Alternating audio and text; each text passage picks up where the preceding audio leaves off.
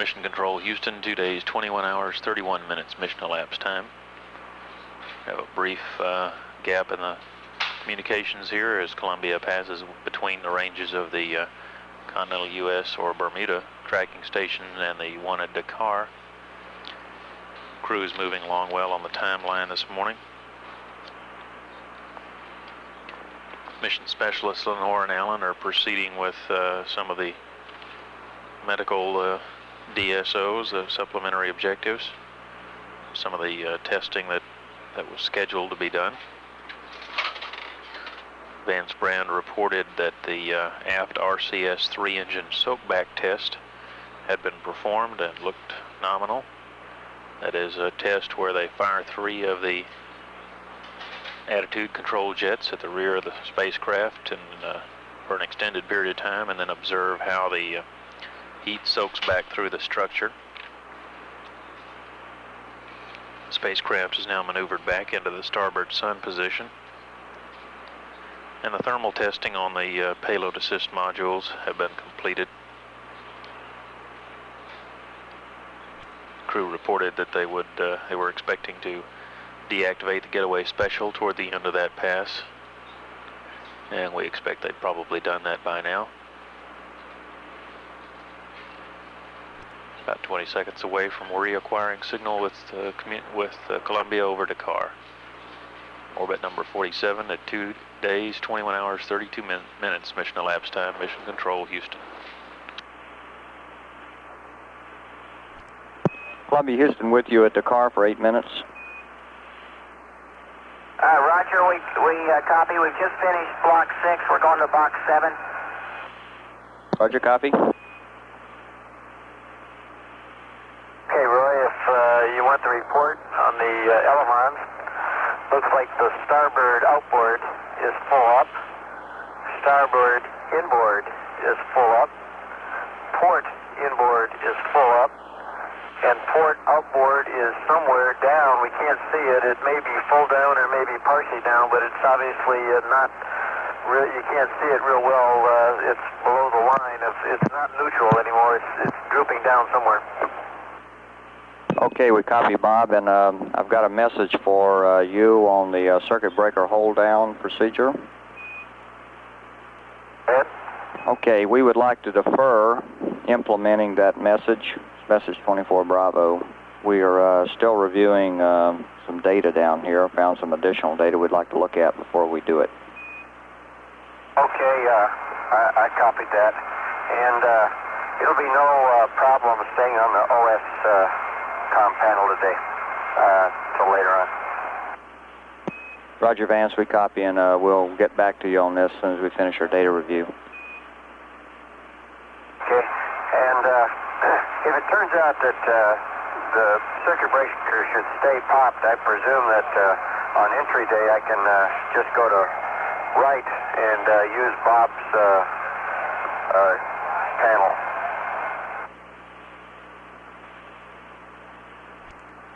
Okay, Vance, we're still looking to come up with the best plan for entry. Right now, we still think the system may be okay.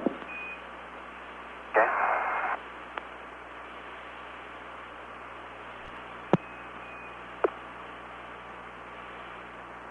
In Houston, Columbia. Go ahead, Columbia. The gas experiments to latent. Okay, copy, gas to latent. Houston, Columbia. Go ahead. Roger, did you get about the right delta V out of that 3-engine burn that we did about a half hour ago? Semi-advance, and I'll check. And Roy, we've just finished box 7, and I was a little late with the last marker indicating his eyes were closed. That happened about halfway through his eyes closed cycle, sets of cycles, and we're now going to switch from testee to testor. Does that mean I'm promoted or demoted? Columbia, Houston. We wondered if you think it would be practical to go ahead and do the cell detection sensitivity test while you're still set up.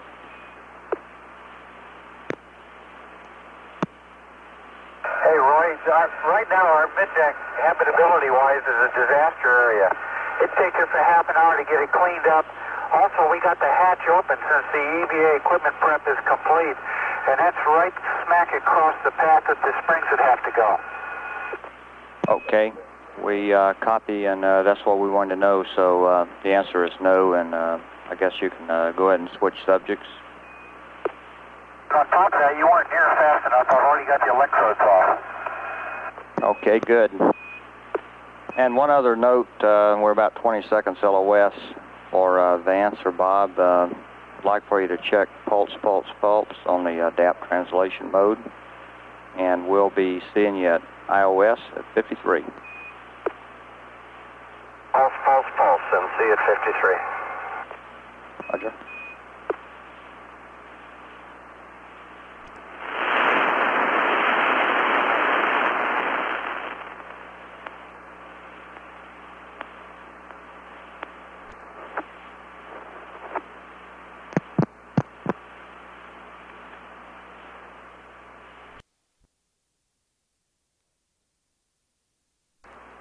Mission Control Houston, 2 days, 21 hours, 52 minutes mission elapsed time. About to reacquire communication with Columbia over the Indian Ocean Station. This is Houston with you through Indian Ocean for 4 minutes. Okay. And Roy, this is Bill. Joe has just completed position 5 on the EOG experiment. We're getting the oscillator cap on it now. Okay, Bill, we copy Joe's completed 5.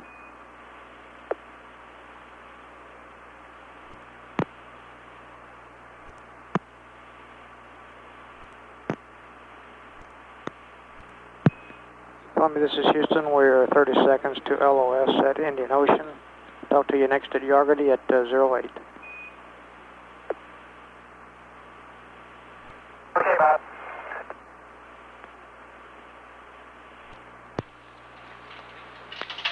Mission Control Houston at 2 days, 21 hours, 58 minutes mission elapsed time. Just had loss of signal through the Indian Ocean Station, and we'll reacquire over Yargity in about 9 minutes, 9.5 minutes. Bill Lenore reporting that Joe Allen is hooked up now in these medical data gathering tests, and the surgeon reports they're getting good data here on the ground. The commander and pilot are due to start the flight control system checkout in about 45 minutes. They'll use the number 1 auxiliary power unit for that test. At 2 days, 21 hours, 59 minutes mission elapsed time, this is Mission Control Houston.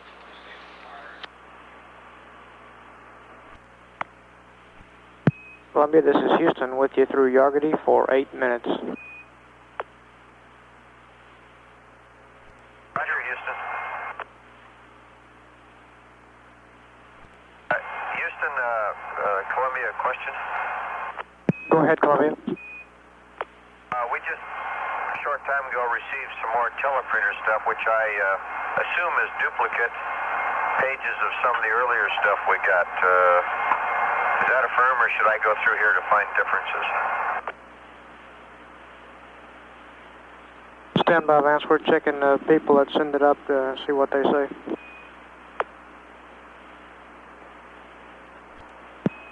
Vance, we think the new teleburner stuff is just spare copies of what you received earlier in the day. Okay, thank you.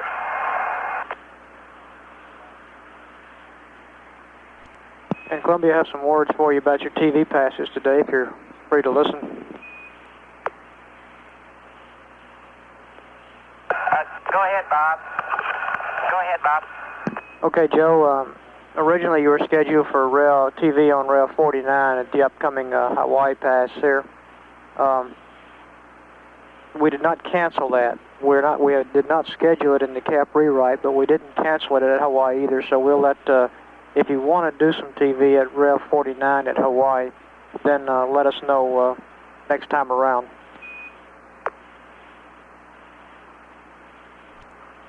Okay, Bob, I understand that. And what's the MET on that? I don't have it right now, Joe. Just a second. Okay, I don't have a cap in front of me. That's not, you aren't looking for the student experiments at that time, but just whatever TV we might send you. Is that correct? Yeah, that's affirmed, Joe. That's 3 hours and 3 days, 0 hours, 20 minutes. And it's only at your option. Nothing required there, but just let us know if you decide to send something down. Okay, we've got quite a lot of tape taken. I'm not sure we want to sort through it to find some good scenes. We might just try to give you some live from the Spaceship Columbia scenes out the window and also on the flight deck and on the mid-deck cameras. How's that sound? Okay, Joe, but don't let it interfere with anything you've got going. Okay, we're a little more organized today, and we ought to have something set up, but no music today. And by the way, while you're on the line, your TV that you gave us after the tile stuff, that Terminator pass over Mila, was very well received here on the ground. Very impressive pictures. Okay, good. It's awesome to see from orbit. It truly is. Bob, I was hoping to get a good, nice shot of Yargity. Last time we went over almost vertical to it, and it would have been a good shot, but this one's a little too oblique. Okay, we copy that.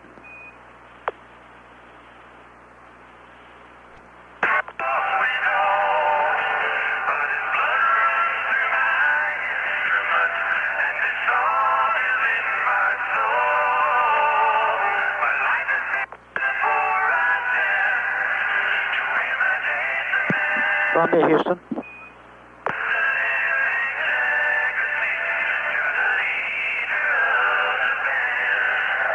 Columbia, this is Houston.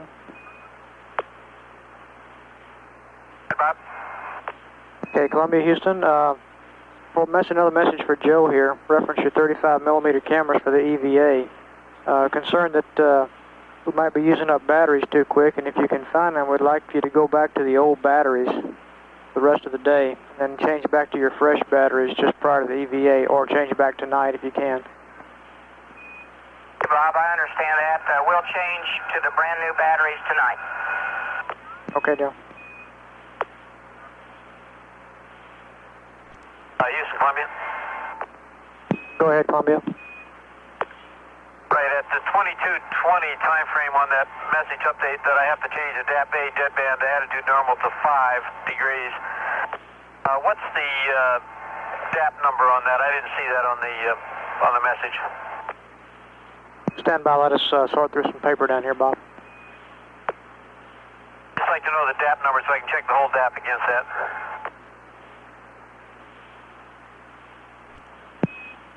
Bob, we're about 10 seconds to LOS here. The A...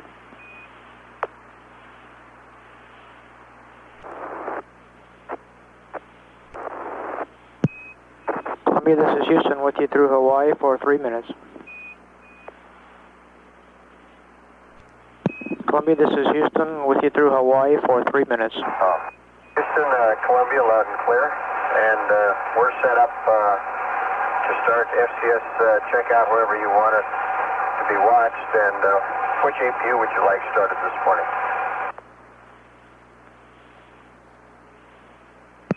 Okay, Vance, we'd like to do the FCS checkout over the stateside pass, and we'd like to do it on APU number 1. Copy. Hey, Bob, we'll have number 1 ready to go when we hit the States. Okay, Bob, and in answer to your question that you asked me at Yargity LOS, the DAP for this checkout will be A1, and the only change from that DAP that you're in right now is a 5-degree vice a 3-degree deadband for the normal attitude. I went to 5 degrees for the normal attitude, I think already. Okay, that's fine. You were in A10, and the only change between A10 and A1 is that attitude deadband in normal jets. Okay, well, we've got your 5-degree deadband.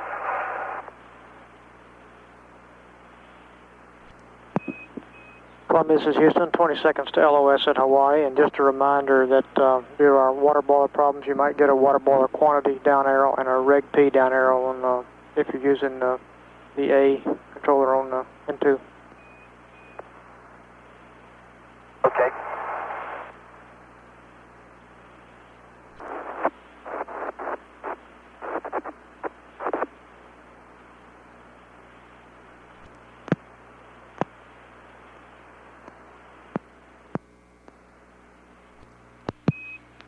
Columbia, this is Houston with you through Buckhorn for 7 minutes.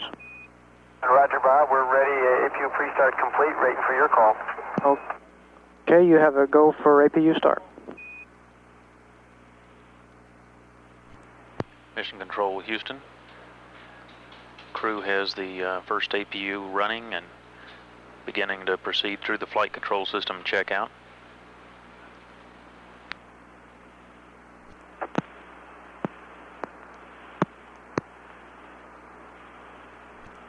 Hey, Columbia, this is Houston. We see the surfaces have quit moving, so you're go for the secondary. Hey, Bob. Hey, Houston, we're ready to shut them down. Okay, Bob, stand by.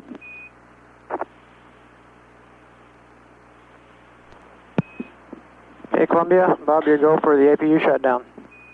Okay. Mission Control, the flight control system checkout is being completed, and they're just now shutting off the APU number 1, which was used to power the hydraulics to move the flight surfaces in that checkout of the flight control system. Columbia passing over the continental United States at the present time on orbit number 48. Columbia, Houston, in about 10 seconds, we're going to go into a 1-minute loss of signal, and we'll talk to you through Mala. Okay, Bob.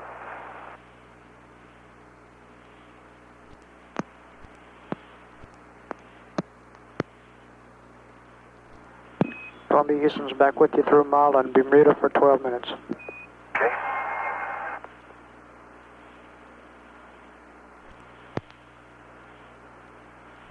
Houston, Columbia. Houston, Columbia. Columbia, this is Houston. Go ahead. Okay, at the moment, we're on Orbit Ops 7-14 doing the MLS TACAN RAAA test. I might, if you note that range is looking out of limits. It did, and I recalled that I'd never done an hour reset, so I tried that. Didn't do any good. Range and AS both look out of limits high on all 3 LRUs. Have we done something wrong? Stand by, Vance. We'll have the GNC guys have a look at it. Get back to you. Vance, would you verify that was a TACAN test? That's firm. We have the TACAN set up per the way you had it in the message. Do you see the sensor test on CRT-1? As I can read you what the values are. Columbia, would you check the TACAN, see if they're in GPC? Okay, TACANs are in GPC now? Okay, we need to do the test in GPC and then go back to the other configuration. Okay, the message said TR. Okay, Bob, they passed. Columbia, this is Houston. Another little problem here. We'd like to look at some data on the RCS soak back. So if you could give us a high sample, please. You got it.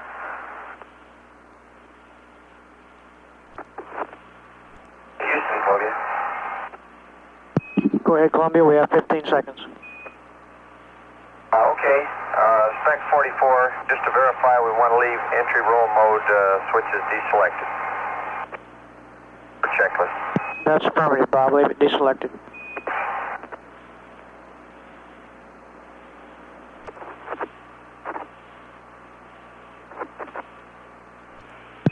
Columbia, this is Houston with you through Dakar and Ascension for 10 minutes.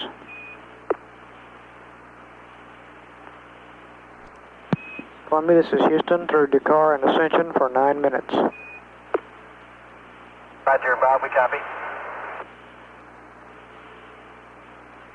Listen, Columbia, how do you read? That's loud and clear, Columbia.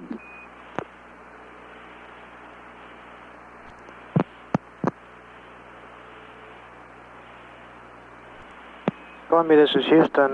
You might make a note that as soon as you get a free hand up there, we'd like to get the 3 circ pumps back to GPC mode, start the timers again.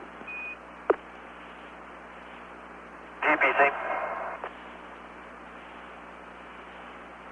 And Columbia, this is Houston. We're going to get some weather up to you this pass. It'll take you through rail 52. Okay, fine, Bob.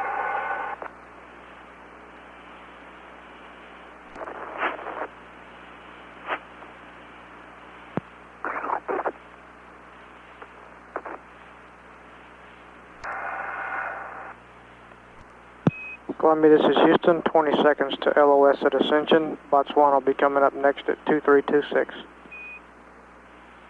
Bob.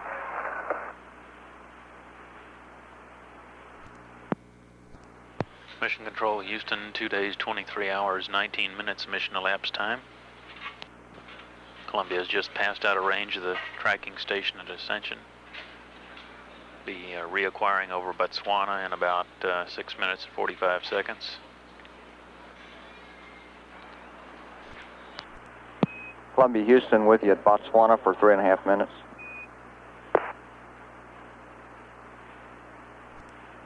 Columbia, Houston with you at Botswana for 3.5 minutes.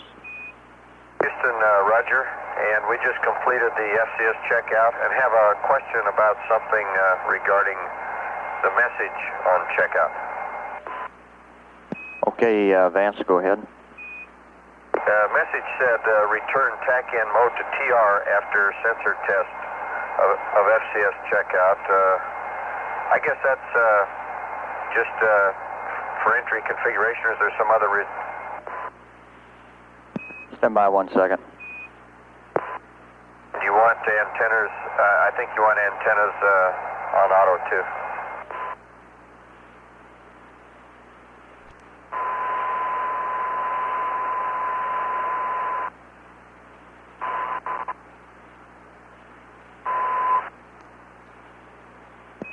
Columbia, Houston, Vance, in answer to your question, the intent of the message was to gather some additional data for a TACAN DTO. We're out of range of those stations now, and you can go to the nominal configuration, antennas and auto, TACAN's off. Okay, fine, thanks. Columbia, Houston, 1 minute LOS. We'll see you at Yarga D at 43. Hey there. Columbia, Houston with you at Yarga D for 8 minutes. Roger, Roy. And you're 5 by. Together.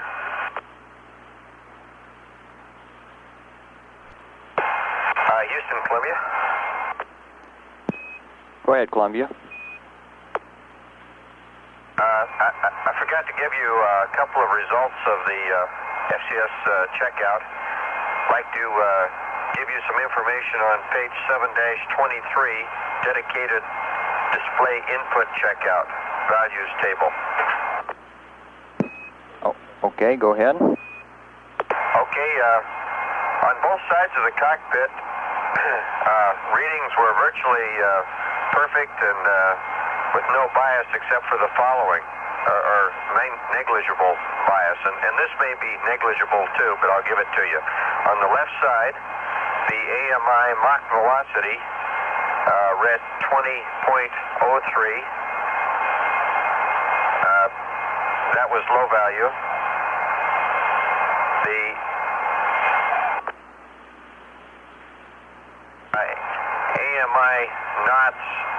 EAS read 302 on high test. The altitude on the AVVI read 303 on high test. That's pretty good, but you can just give that to the guys at the Cape or someplace that are interested in that sort of thing. Okay, Vance, we copied that, and we'll pass it along. And the rest of the test, everything went very nominal, all parts of the test. Okay, that's great. We're happy to hear that. Tim Soup never allowed that. No, SimSoup would have never allowed anything like this flight. That's right. You can hopefully keep it going that way.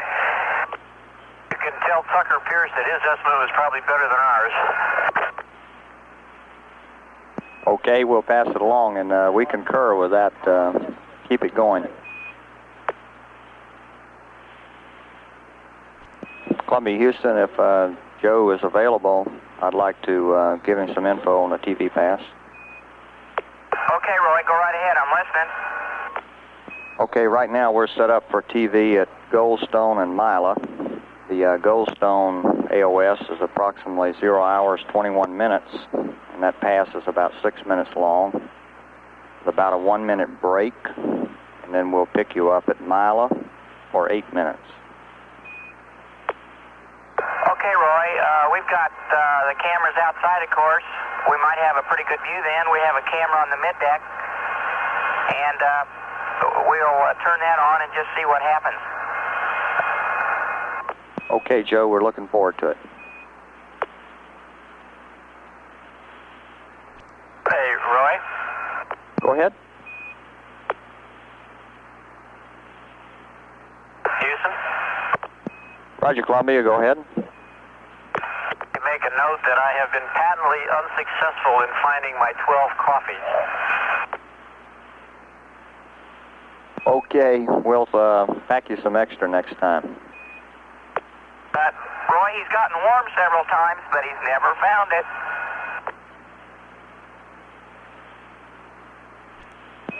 Okay, way to go. Maybe you could send him up when we come over Mila.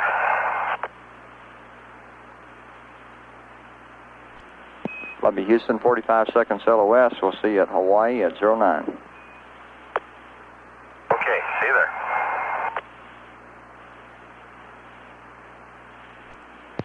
Mission Control Houston at 2 days, 23 hours, 51 minutes, mission elapsed time. Columbia has just passed out of range of the tracking station at Yargati, Australia. We'll be reacquiring over Hawaii in about 17 minutes.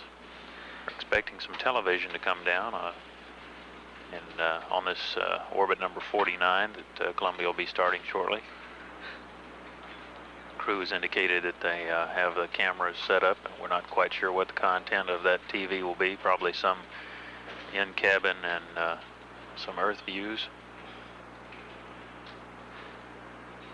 One of the crew members made a comment during the last pass that things were looking, on a particular test, things were looking very nominal, very smooth, and noted that the SimSoup, the person that writes and conducts the simulations pre-mission, would never have allowed things to go quite that smoothly. Naturally, the simulations, they try and throw in as many problems as possible to give the flight controllers and the crew experience in solving problems, and this flight has gone much smoother than a typical simulation. Some conversation there a moment ago between the ground and apparently Bill Lenore, who had indicated that he was still looking for the 12 packages of coffee that he thought had been packed for him on this flight. And Joe Allen remarked that he'd gotten warm a couple times trying to find those, but hadn't found them yet.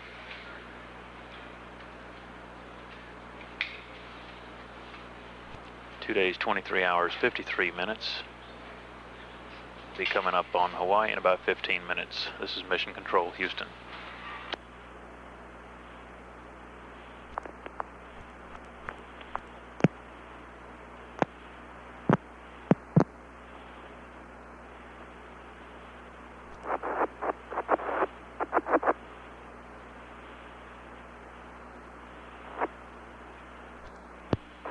Houston. Have acquisition of signal through Hawaii now for several minutes.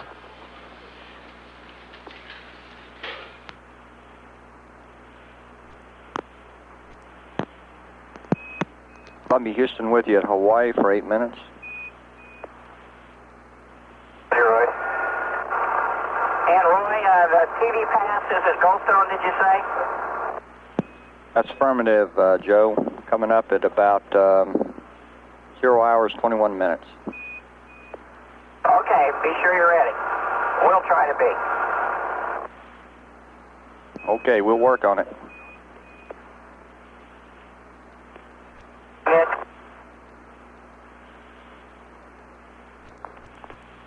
Columbia Houston, we're 30 seconds LOS, and we'll be picking you up at Buckhorn about 20.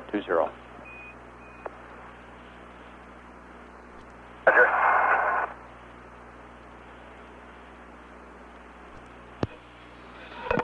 Mission Control Houston, we've got a brief gap here between Hawaii and continental United States. I think we saw just a brief preview of the TV we're going to be getting over the states here in about a minute and a half. Columbia is on orbit number 49 here.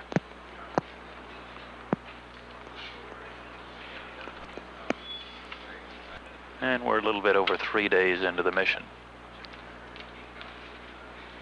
Standing by for reacquisition over the U.S. In about a minute and 20 seconds.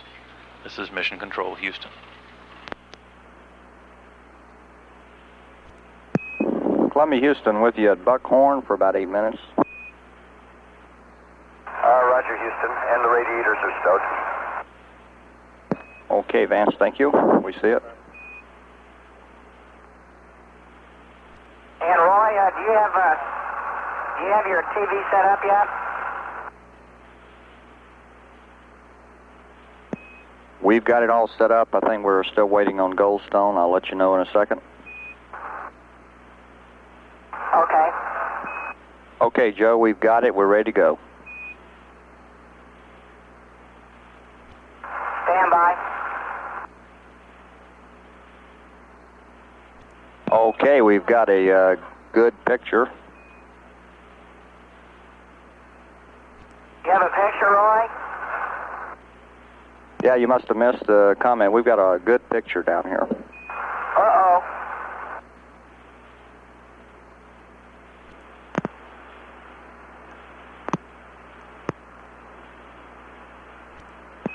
Yeah, looks like we've just had a little problem, Joe. Doesn't appear to be in our set, though. I think we may have sent you the wrong picture. Hang on a second, Roy. We're trying. Hey, Roy, how do you hear the middeck? You're loud and clear, and good sharp picture on the middeck. Okay, Roy, we have a classic failure here. The strawberry drink straw got left open inadvertently, and you see it migrated down and formed a bubble. I'm going to endeavor to try and suck up that bubble.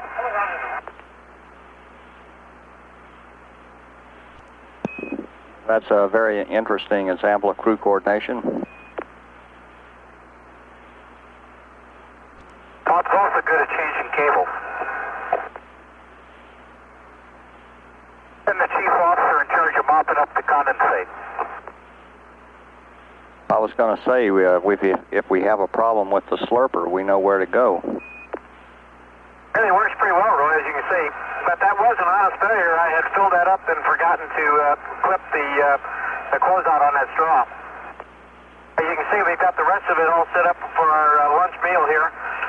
I guess Vance is going to get started on it pretty quick. We're pretty free at moving around, as you can tell. Actually, I've got the IFM drawer open down there, and I've got on my knee here, the tool caddy, getting the tools ready for the DEU change-out problem. And Roy, except for the training, the ceiling makes a better floor here than the floor. Roger. Still looks like the ceiling. Oh, there's a message from Samantha Lenore, I think. That's a beautiful picture.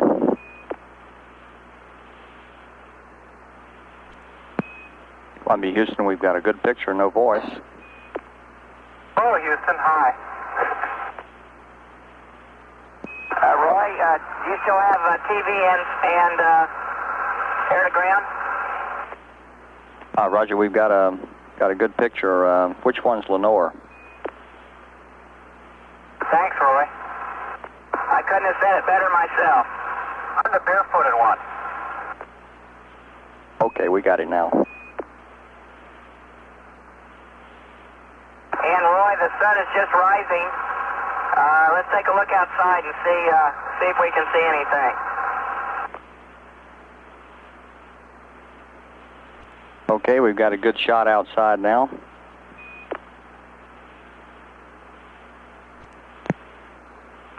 Roy, we can't look into the sun very well. I think we're getting reflections off the internal lenses of the TV, but there's a gorgeous, gorgeous sun appearing, and you'll see it come up brighter and brighter on Columbia.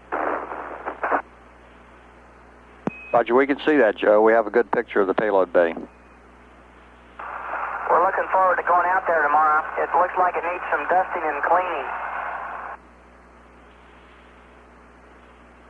Well, we can't wait for that activity either, and we'll be with you early in the morning to get started on that. So early, it's almost the night before, isn't it?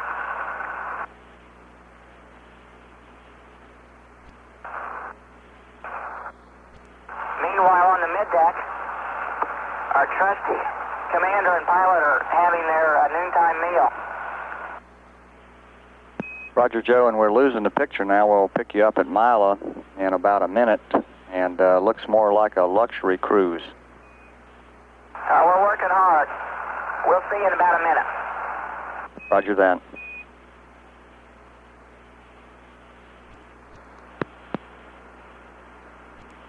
Columbia, Houston, with you through Mila for 8 minutes, and we have a picture again. Is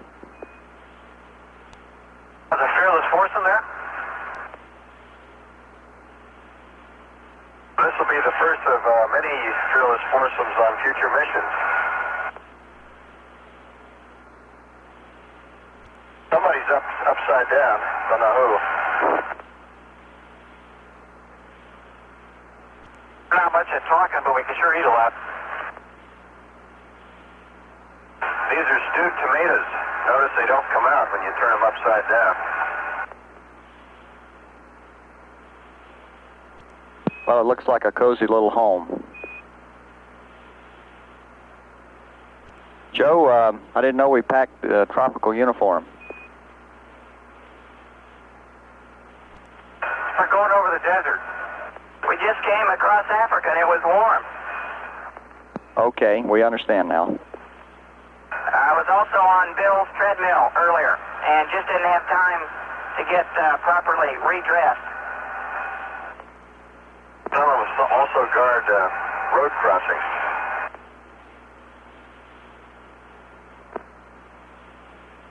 The biggest problem up here is we're always losing things. They float off and you perhaps find them a day later. I just...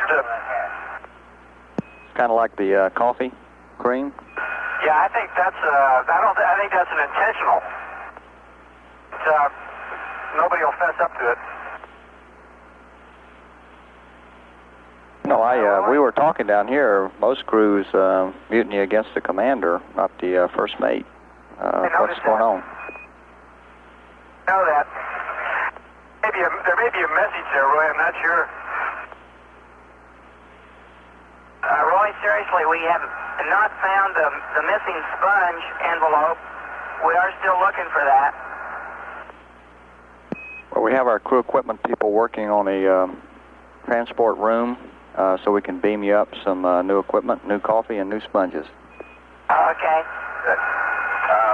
Might mention that we found quite a bit of humor in the books, and somebody must have put in some jokes and things, and keep coming across these things. I don't believe we've found them all yet. Are you talking about the FAO procedures? Yeah, that's right. 43 extra write-ins. I'll pass that along to Mike Coates. I think he had a hand in that. Of course, Mike has got a new assignment now. Yeah, well, he sure did a good job. Yeah. Hey, how much time do we have before this pass is over? We've got about 4 minutes remaining.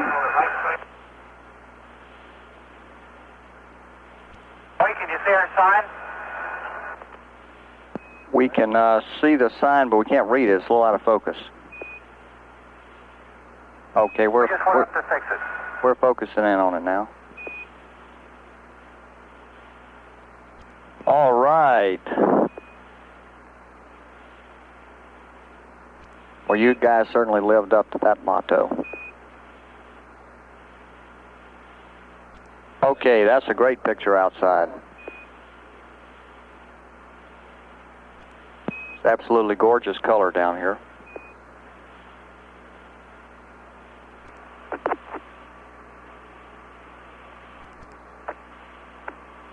And now we're out over the ocean again, Roy. Okay, it's really beautiful, Joe.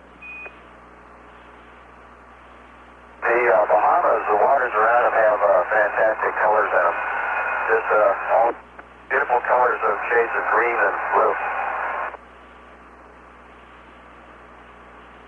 And we can see a part of that down here. A very good TV picture today.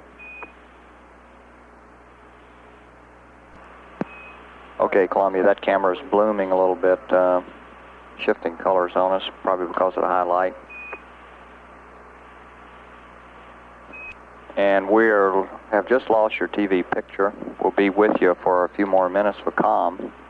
And we all really enjoyed the show this morning and want to thank you for sharing a part of your life with us.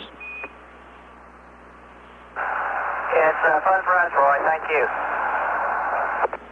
And we're looking forward to some TV of the student experiments here in the next couple of passes. Roger that.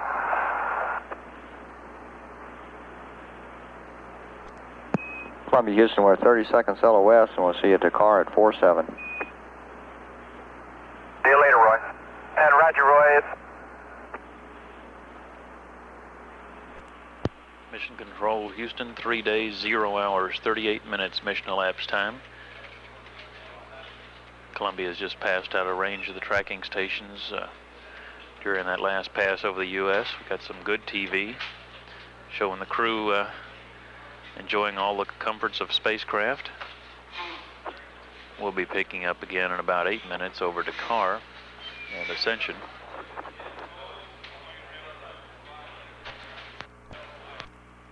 And we're expecting some more TV on each of the next 2 orbits, 50 and 51. Columbia, Houston, with you through Dakar and Ascension for 8 minutes. In Columbia, loud and clear. And you're 5-by. Yes, this has probably been reported before a lot on other missions, but we've sure seen a lot of smoke coming from what appears to be brush fires over Africa. And at night time, you can see some of the fires too. Roger, Vance.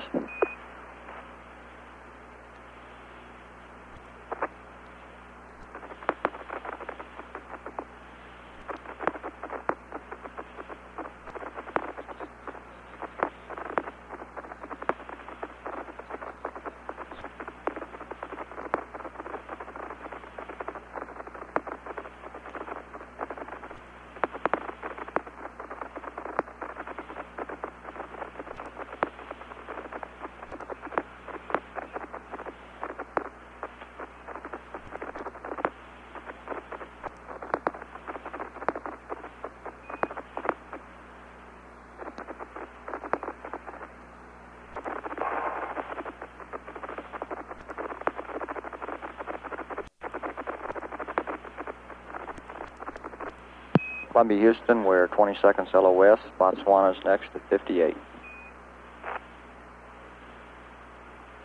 All right.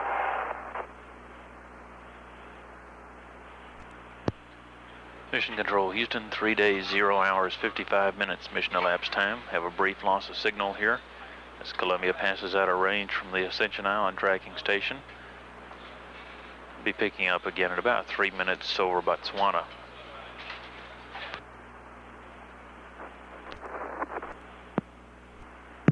Columbia, this is Houston with you through Botswana for 8 minutes.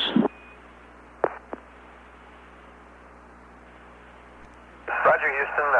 Loud and clear. Same here.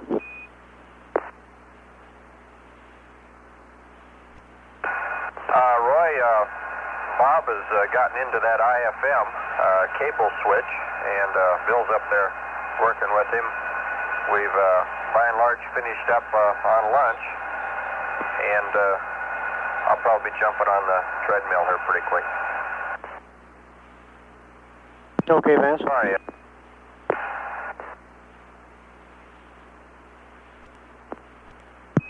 Columbia, this is Houston, 20 seconds to LOS at Botswana. Yargity at 20. Okay, see you there, Bob. Columbia, this is Houston with you through Yargity for 6 minutes, standing by. Okay, Bob. Bob, what's the AOS Hawaii time? Let's see, the next Hawaii pass is 0145. And that's the passage you want the student experiments at, is that right? Yes, sir, that's it. Bob, this is Joe. How do you read? Loud and clear, Joe. Okay, we're down a little bit in the time here, and what I think I'll do, if it's okay with you all, is we'll talk about the convection about the formation of crystals and the growth of porphyra, and get them started, and then I'll have to postpone slightly the convection in 0G because we've got to get that set up, move treadmills and all sorts of things like that. Okay, Joe, we understand. And Bob, if you got a second, I wonder if you could take a question and run it by Frank James. Ready to copy. Go ahead, Bob. Okay, I understand the procedure for the DU swap over of the cables. I wonder if the way I would like to do it is the way you do a car or something like that, is I would propose a swap connector for connector. In other words, take the connector off of DEU2 and then put it over to DU4 one at a time so that I don't have to mark each one with tape and mark the J number, etc. I think there might be enough cable run to allow me to do that. With power off the DEUs, I would assume that would be okay, but I would like that to be confirmed that I could do it that way if I want to. Okay, Bob, we'll check with the IFM folks and with the DIPS folks and see if any of them have a problem with that. Did you understand what I would like to do? Just swap cable for cable as they go. Yes, sir, that's clear. Put any of them back on the broken DEU. Columbia, this is Houston. Consensus here is that it's okay to change connector for connector, with the caveat that when you get down to changing connectors 8 and 10, that they are wire wrapped pretty close together, so you change them as a pair. Okay. I just think I'd like to do that. It'll save some bother, especially since we're not moving the DEUs at all. Sounds like a great idea to me. It's just a typical Saturday in the Overmeyer household working on my cars. Yes, sir, sounds like you have got your firing order messed up on your distributor just like I have, huh? That's right. If we get done with the DEU changeout, we're going to jump right into the water surge thing, Bob. Okay, Bob, we copy that. Had a little concern a little while ago. Much of the water coming up around the lyo canisters there was quite yellow. Hoping somebody just spilled their lemonade. Yes, sir, understand. Columbia, we're 30 seconds to LOS. We'll talk to you next through Guam at 0132.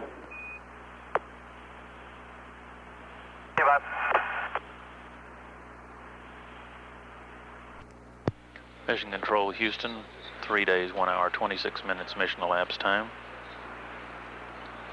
Lost signal through Yargady and will be reacquiring in about 5 minutes, 5.5 minutes over Guam.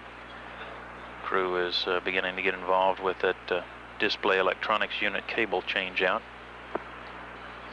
Allowed about 2.5 hours in the timeline for that for the commander and the pilot. And mission specialists are working on the convection currents student experiment. We're expecting to get some TV on that, I guess, as we come up on Hawaii. And that's in about another 18 minutes. At 3 days, 1 hour, 26 minutes, this is Mission Control Houston.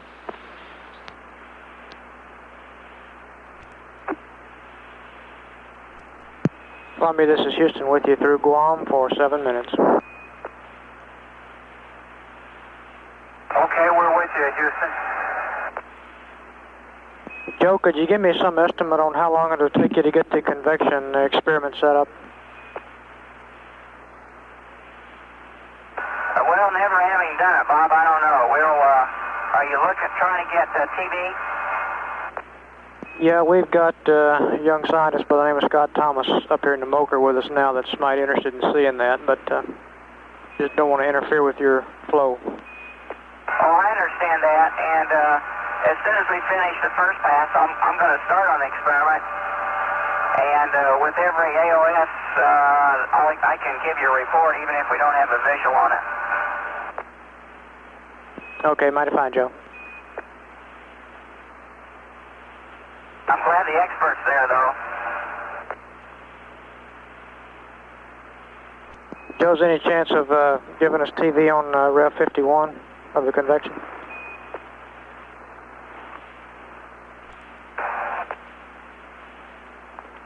What's MET on that?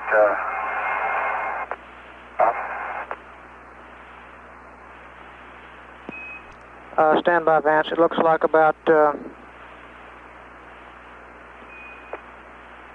say, 3 hours and 19 minutes or so. Columbia, we show AOS at Hawaii for that Rev 51 pass as being 0321.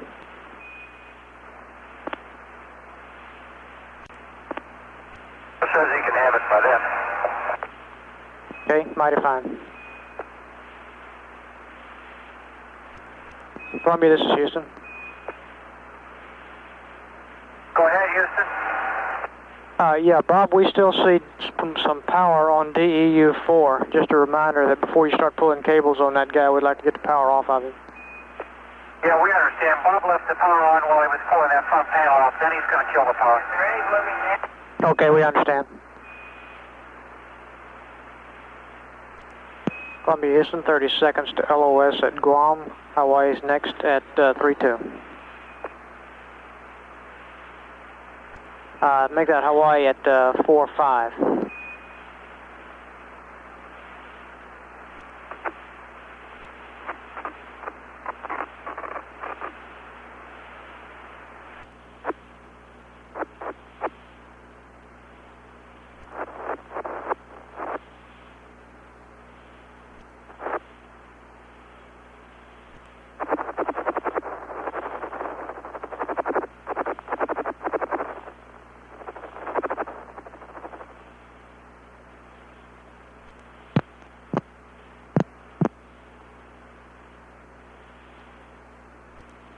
Columbia, this is Houston with you through Hawaii for 8 minutes. Okay, Houston, loud and clear. Okay, and Houston, do you see our TV now? That's firm, Vance. We've got a good TV picture. Okay, Dr. Allen is in the wings here, and he'll be on stage in about 2 seconds.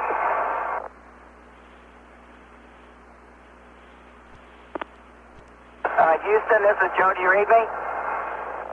Yeah, Joe, we got you loud and clear. Watching you over there by the lockers. Okay, Bob. As you know, this is a special set of lockers we have over on a different side of the spacecraft behind the dedicated flight instrumentation here. We're carrying on this flight 3 different student experiments, which is a lot of fun for us to carry, and we're very, very pleased to have a chance to carry them. And I thought I'd just briefly run through what they are. They're in these 2 lockers, and in the top locker here are 2 experiments. The first is an experiment that belongs to Michelle Izzle of Wallingford, Connecticut. Michelle's a freshman at American University now, but was in high school when she suggested this. It's an experiment right here, and it is a growth of a crystal experiment in zero gravity. Since it's in zero gravity, I don't want to move it out and shake it because the crystal is forming right now. We turned it on shortly after we got onto orbit here, and I won't move it out, and I'll be very careful when I move this one above it. The second experiment is this one, which is officially called or known as the growth of periphera experiment. It's really growing sponges, if you will. They don't look much like sponges, but they are a sponge solution, and it's an experiment proposed by a young man named Aaron Gillette from Winter Haven, Florida. Aaron has a theory that sponges grow using the force of gravity to help them, and we're testing that by permitting sponges to grow here if they will grow, but perhaps without gravity they won't grow so well. We have started a number of runs. I thought I would start what Aaron calls run number 5 right now, which consists of releasing a special kind of growth chemical into the sponge solution. And I will do that right now, and please note the mission elapsed time so that Aaron can put that into his logbook.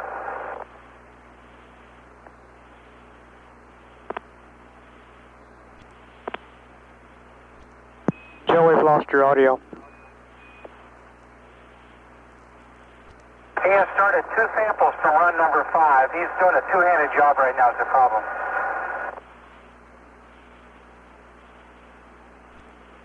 And this is the 3rd sample. Okay, Bob, we've done that part of Aaron's experiment. I'm going to leave this now. We'll come back, or I'll come back several times during the rest of the mission to start still other runs, and then he'll examine the sponges when we return to planet Earth later on. Let me close this up now very carefully.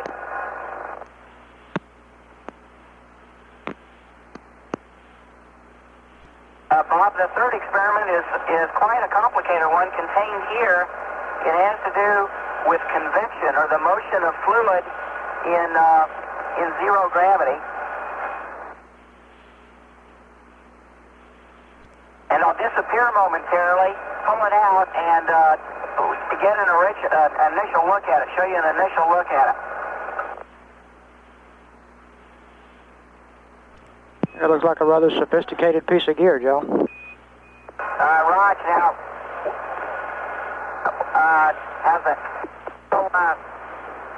we'll fasten this down to the floor and then use a series of fluids placed in heater pans to see if fluid in zero G convex, that is to say, moves and cells in the way it does 1G. And of course we think that it will not, and indeed it should form patterns that are quite dissimilar to what we see in similar experiments on Earth. We don't know exactly what to expect. We're going to set this up right now, and we'll report back to you as soon as we can. This is an experiment that was suggested by Scott Thomas, and I'm pleased that Scott's with you right there, right now. And if I have any questions, we'll be talking to you very shortly over the next few hours.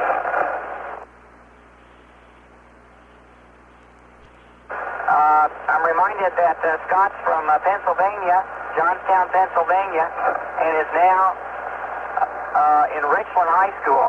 He was in Richland High School. He's now a freshman at Utah State University. Okay, Joe, we got 20 seconds here to LOS. It'll be a short LOS, about 2 minutes, and we'll see you at Goldstone. Okay, Rob, look forward to seeing you later, and let me set about getting this ready. We'll report back shortly.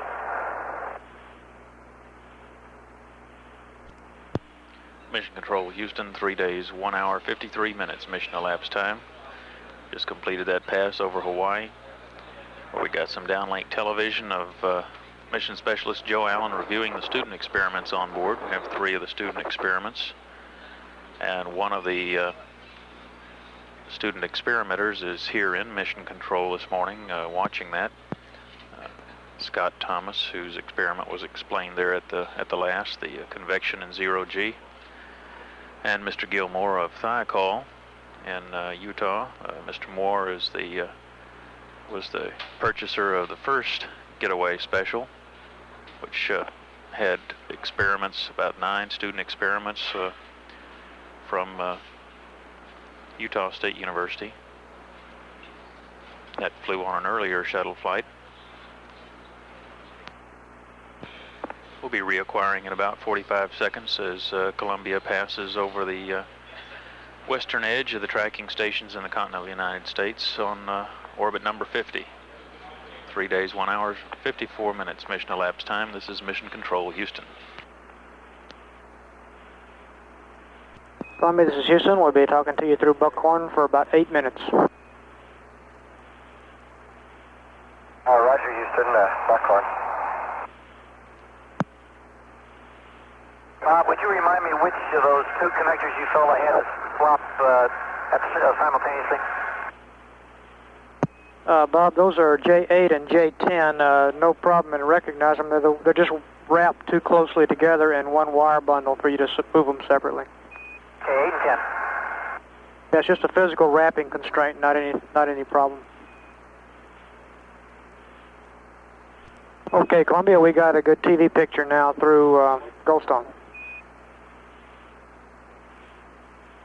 Sure, good picture.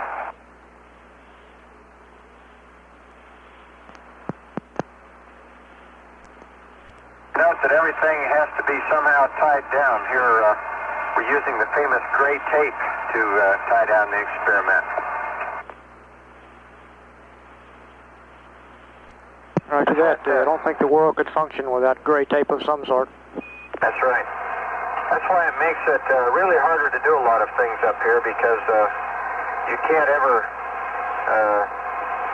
really use 2 hands unless you somehow have yourself tied down too.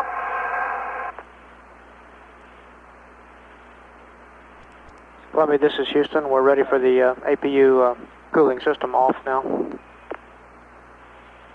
Okay, Houston, we'll get that for you.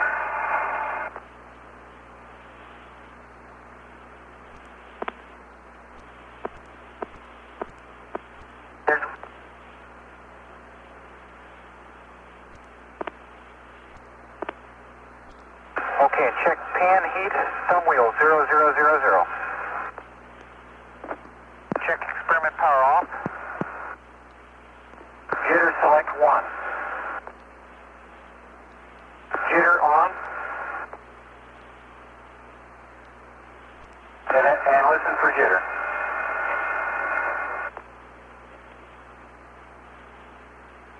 Jitter off.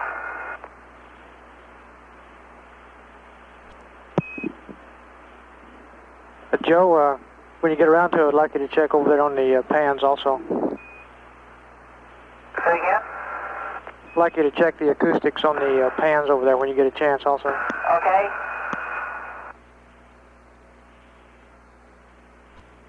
Bob, I think it's coming on. It's interesting that the orbiter's noisy enough. It's really very hard to tell, but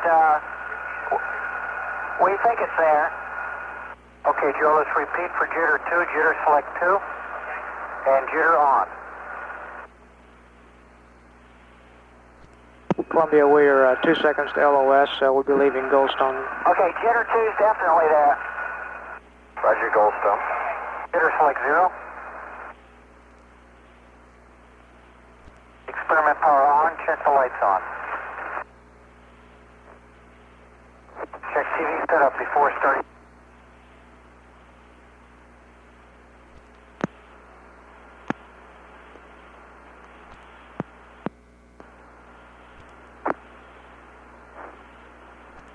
Columbia, we're back with you through Mila for about 3.5 minutes of picture. Okay.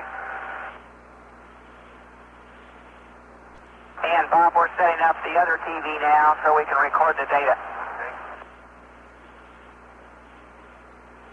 And Bob, Columbia, please repeat that last thing you gave me about 5 minutes ago. I got busy with the TV and I couldn't...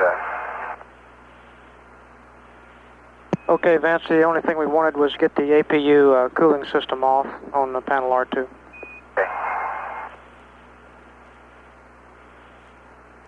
That's off, Houston. Okay, Vance. And Bob, are we cleared to turn payload aft main B off? Okay, Vance, your go on that.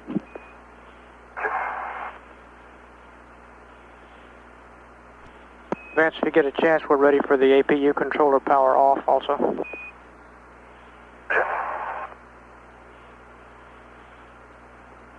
It's off.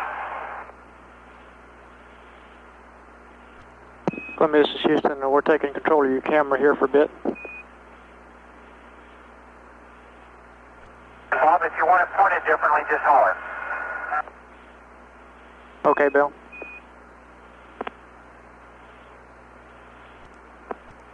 We're 20 seconds to LOS. We'll talk to you next through Ascension at 0224. Okay, Bob. Very good. We'll see you then, and next stateside pass, we should be ready with some good TV here. Outstanding.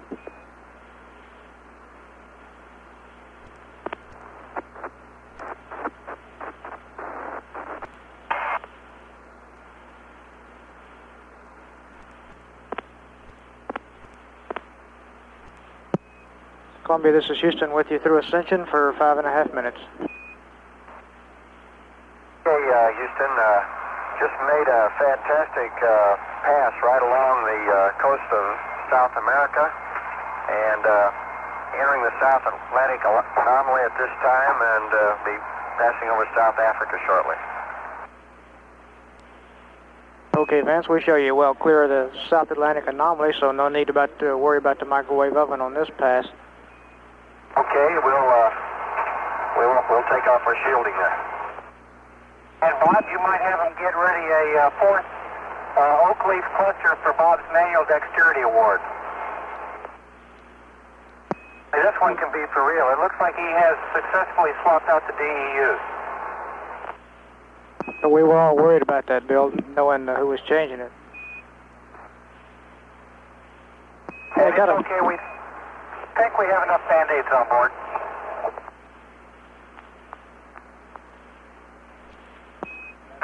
Bob, we just took a VTR TV coverage of the east coast of South America from Venezuela to the eastern tip of Brazil.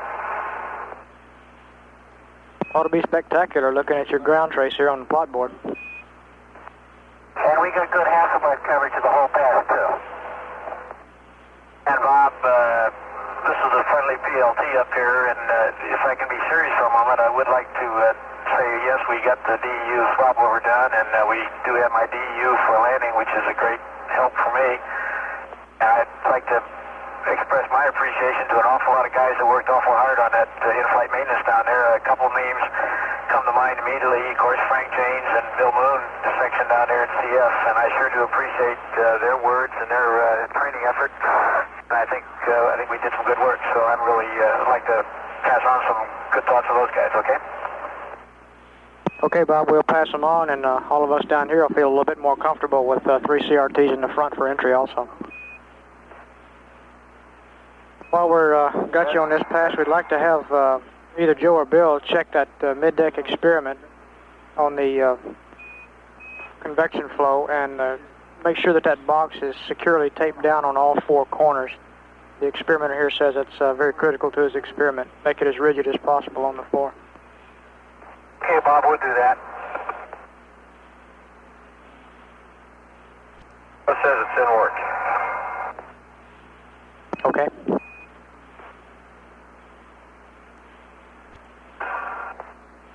Bob, tell Scott, no bumps, no jiggle.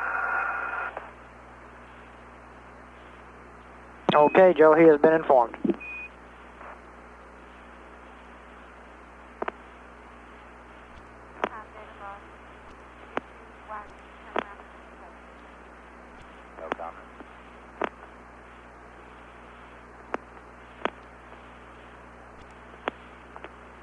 Bob, one thing I did notice on both the DEUs, there's an air filter screen, apparently some sort of airflow by them on each side, and both those streams were just completely clogged with wind. There's virtually no airflow going around either DEU. Bob, did you get them all cleaned out while you were in there?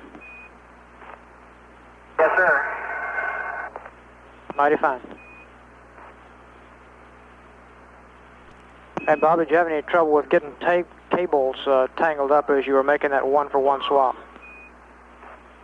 Yeah, it worked fine. I had to cut a number of tie wraps, probably more than you expected, but that made them very free, and it really wasn't any problem at all, one-for-one.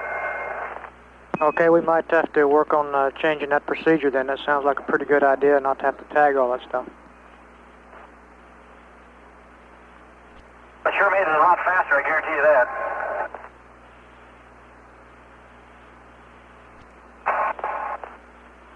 And as far as I'm concerned, Bob Ortmeyer gets the Repairman of the Week award. We're sure glad to have those 3 tubes when entry time comes. Yeah, we'll second that. It's the first nice thing these guys have said about me on this trip. I think I heard Paul Harvey once say that the best apples grew under the tree that had the most sticks under it.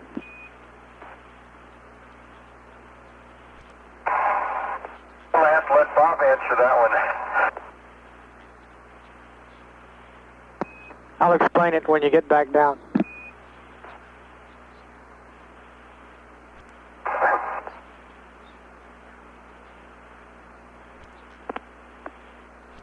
And Columbia, we're about 5 seconds to LOS. Talk to you next in Botswana.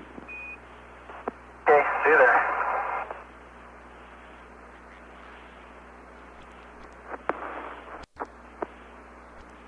Mission Control Houston, 3 days, 2 hours, 31 minutes mission elapsed time. Columbia in a brief gap between the Ascension Island tracking station and the one at Botswana.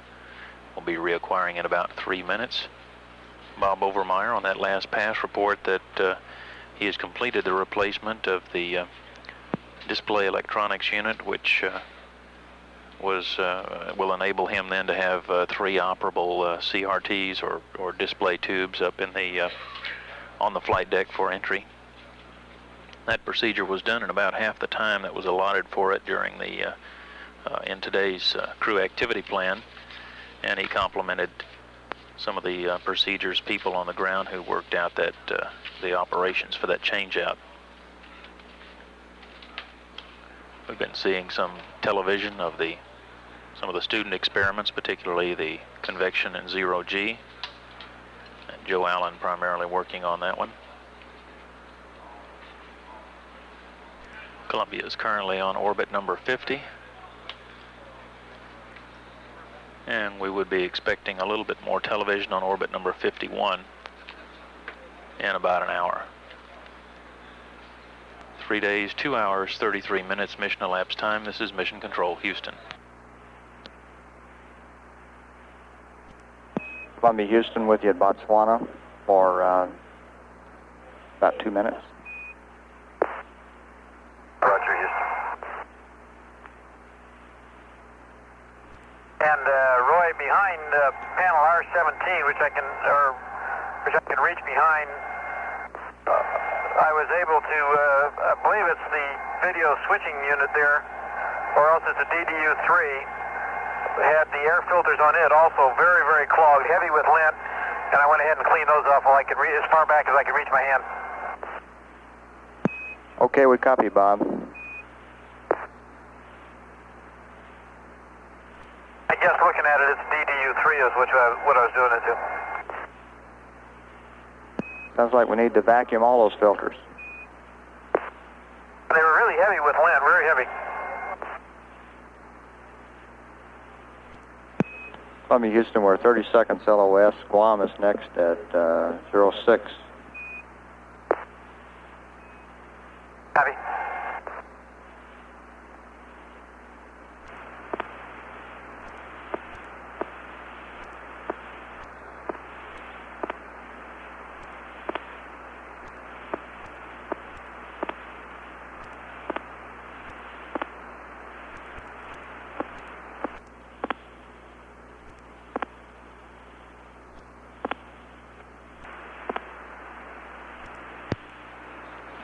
Mission Control, Houston, 3 days, 3 hours, 5 minutes mission elapsed time.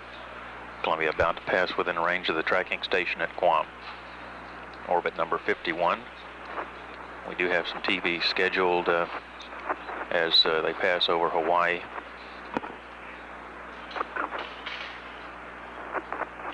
In about another 15 minutes. This is Mission Control.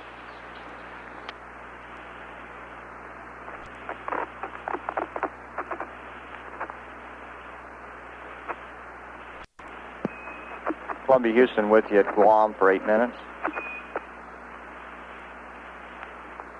Hi, Roy. Joe is down in the mid-deck working on the convection experiment right now, and the other three of us are helping him. Sounds like you got plenty of help on that one. I'm sorry, Roy. How do you copy now? Okay, you're 5 by, and we copied all that. And Roy, I need all the help I can get. It's very interesting. I inject the pans, and almost without exception, the fluid doesn't go flat between the plates, but rather it stays hemispherical, almost spherical. And the surface tension is just not enough to pull it out flat. In two of the plates now, I've got basically a cylinder of fluid between the top and bottom plates, and yet it does not touch on the side, if you know what I mean, around the side of the cylinder. It's most peculiar. Well, we're anxious to see a picture of that, Joe, but a good description, and I think I can understand what you're saying. What side are you talking to us through right now?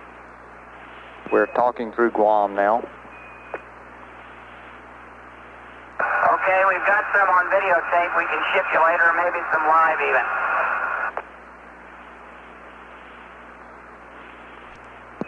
Okay, Joe, I guess we were planning on getting live TV at Hawaii coming up at 20. Okay, Roy. Yeah. Joe's using both hands right now, so I'll answer for him. You know what?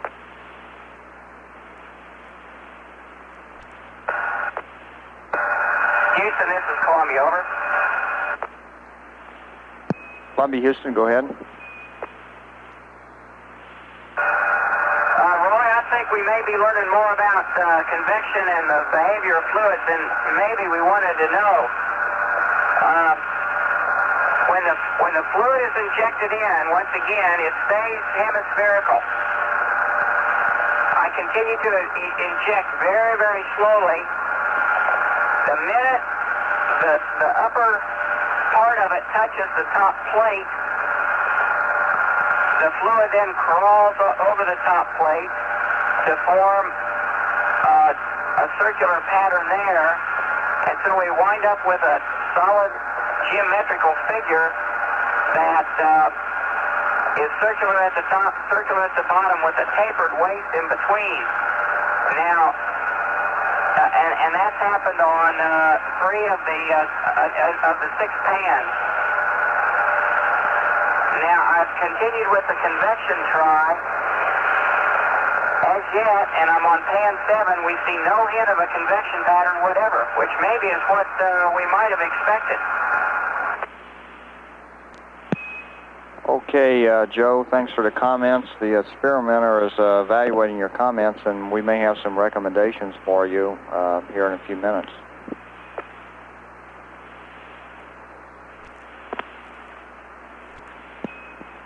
Hey, Roy, we've just finished sequence Charlie. We're about to start sequence Delta. Roger, we copy.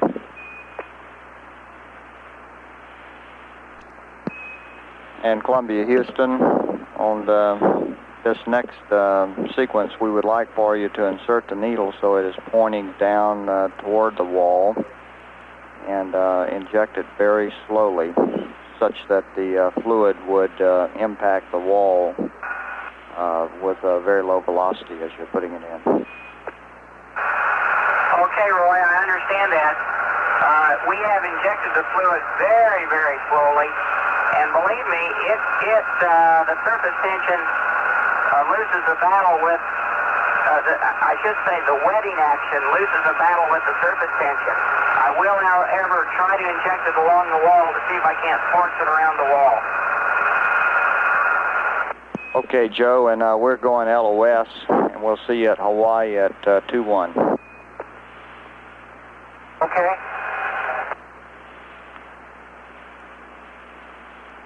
Just helping Joe.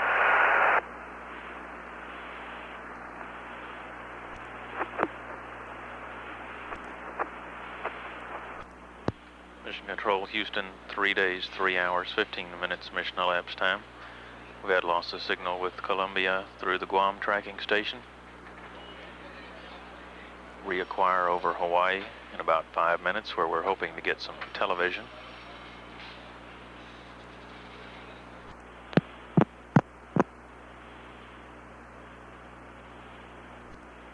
Columbia, Houston with you at Hawaii for 8 minutes, and we have a TV picture.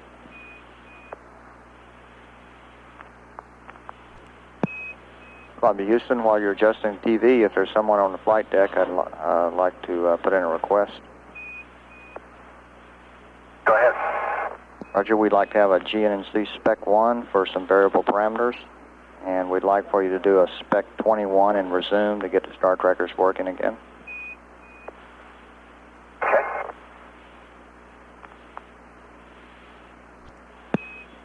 And Columbia, Houston, we need for you to leave up Spec 1 for a while we send them up.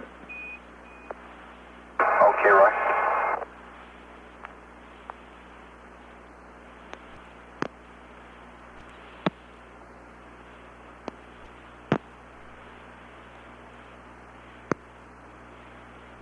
Roy, how long are you with us this time? We've got you for about 5 more minutes, Joe. Okay, and what TVs have you called up now?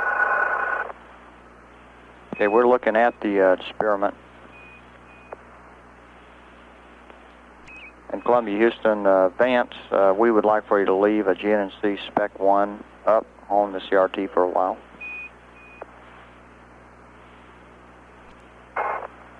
Excellent. Thank you. Okay, Roy, a couple of comments about the experiment. We injected the liquid, as you said. It is amazing. As liquid is injected, it will grow what looks to be a blister in whatever side of the clump of liquid is already there. The blister has an amazing memory. That is to say, it stays for a long, long time. And the curved surface that is here right now has the property of reflecting light almost in any direction back into the TV, so it's very difficult to get a reasonable TV picture of it. However, if you can see number 2, I think we have the start of a very strange convection pattern here. It has 3 ridges along it.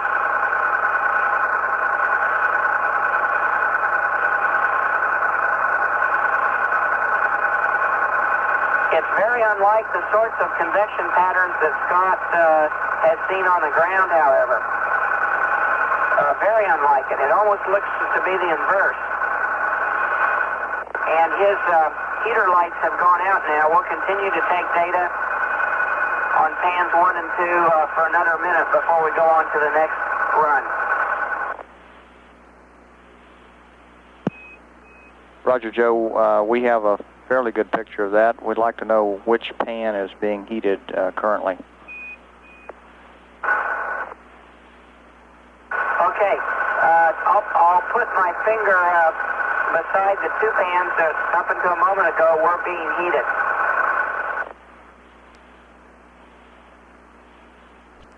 Okay, we see those. I pointed to pan 1 and 2, and during the heating process, the ridge that you see along pan 1, and let me trace it with my finger. Okay, we can see that very well, Joe. Okay, that ridge grew during the time it was heated. Now the heating has stopped. The lights are out at the moment. Pan number 2 had 3 ridges that met at the center, and let me outline them. Okay, we see that also, Joe, very well. It's a really most peculiar behavior.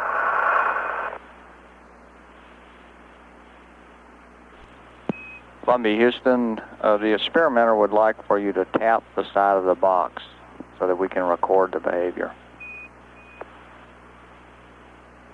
I'll do that, but I promised him no bumps or no jiggles. Okay. Roy, if you're here for another minute, let me try to inject pan number 3 and just watch the injection go in. Okay, we've got you for just exactly a minute. And actually, if you wanted to wait, we will be coming up over Goldstone, and we'll have about 3.5 minutes there. Okay, we see it, though. Go ahead. Do it towards the wall, Joe. Okay, we're going to lose you now, and we'll pick you up at Buckhorn at 30.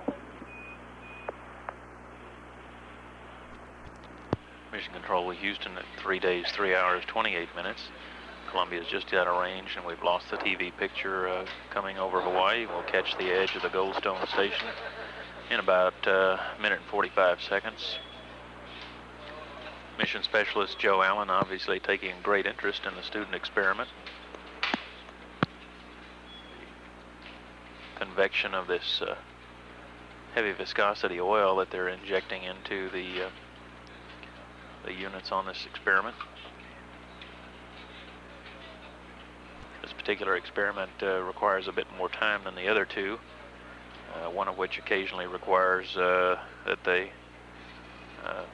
attend to the sponges and then mostly leave them on their own, and the crystal unit, which pretty much is turned on and left to grow. We're on orbit number 51 at 3 days, 3 hours, 29 minutes, and we'll reacquire communication in about half a minute or so. This is Mission Control, Houston.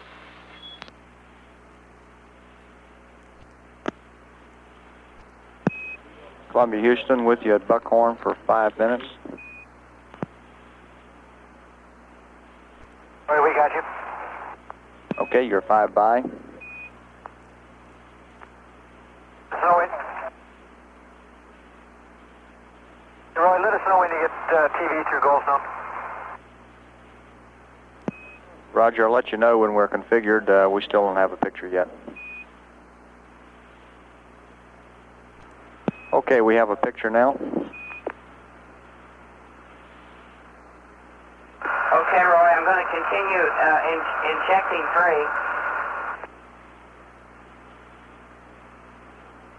Okay, Roy, I've managed to inject 3. It is completely around the pan now. Pan number 4, by the way, is one of those that grew the mushroom foot, and I'm going to inject E4 into it, but the mushroom just grows inside, and then I will start this series of runs. Okay, Joe, we copy. And you'll notice, perhaps you can see, that the surface tension inside, the resistance to it spreading, is so great that the liquid would prefer to walk back up the needle of the syringe and out the hole than enter the pan, and that's basically what it's doing here on pan 4. I think in order that you see pan. Go ahead. We hear you, Joe.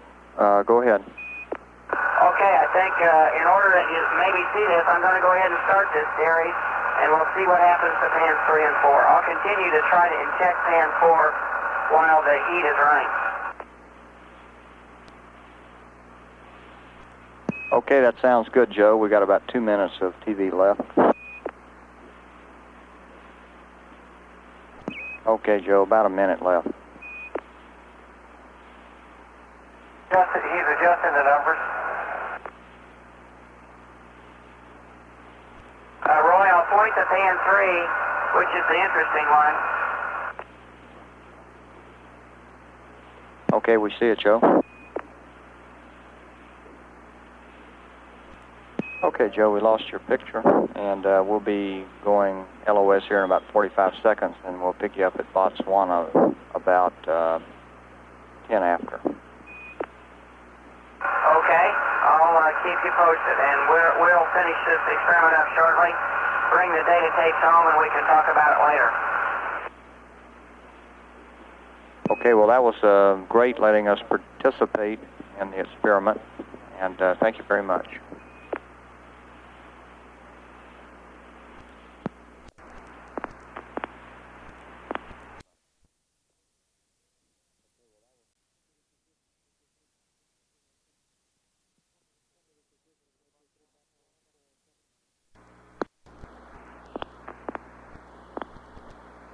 Columbia, this is Houston with you through Botswana for 7 minutes. Okay, loud and clear. Columbia for Bob, we'd be interested to know the outcome of the DEU checkout SSR-14, if you've done it yet. Say again, please.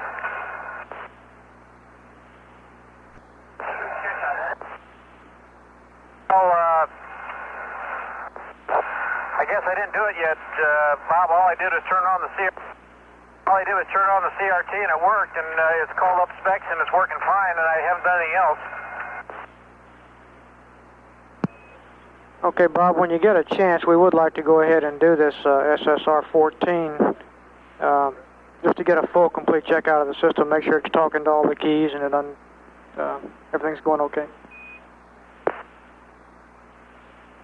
I'm sorry I missed that, Bob. I got doing that ARS inspection, by the way, and we broke that dome and found about 2 or 3 ounces of water in there. That's all, nothing significant. So we mopped that up.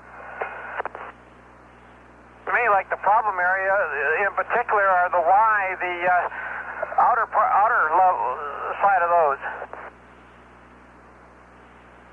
There was a significant amount of water around each of the ducts, on the exterior of the ducts, right at the Marmon clamp. To me, like we ought to tape something that acts as an insulator around those clamps and around that rubber to help stop the condensation there. That's obviously condensation is what it is. Okay, Bob, Econ was listening in on that, and he's copied. I don't know what we've got on board that we might be able to tape around there, maybe a towel or something like that, anything to cut the airflow down on that cold metal or that cold rubber. And Roy, we're getting the coas up for that coas line, and we'll get on that DEU checkout as soon as we get there with the coas line.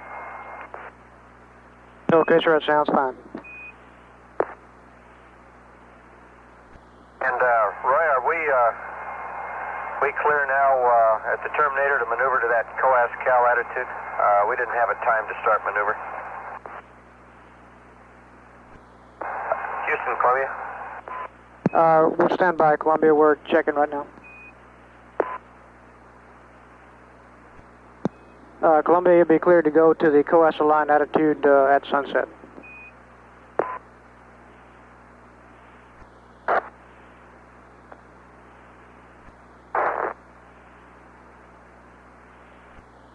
will you? Go ahead, Columbia.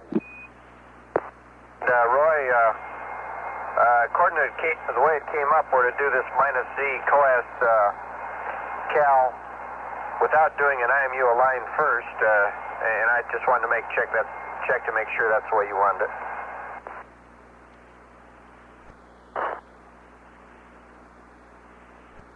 Columbia, it's Houston.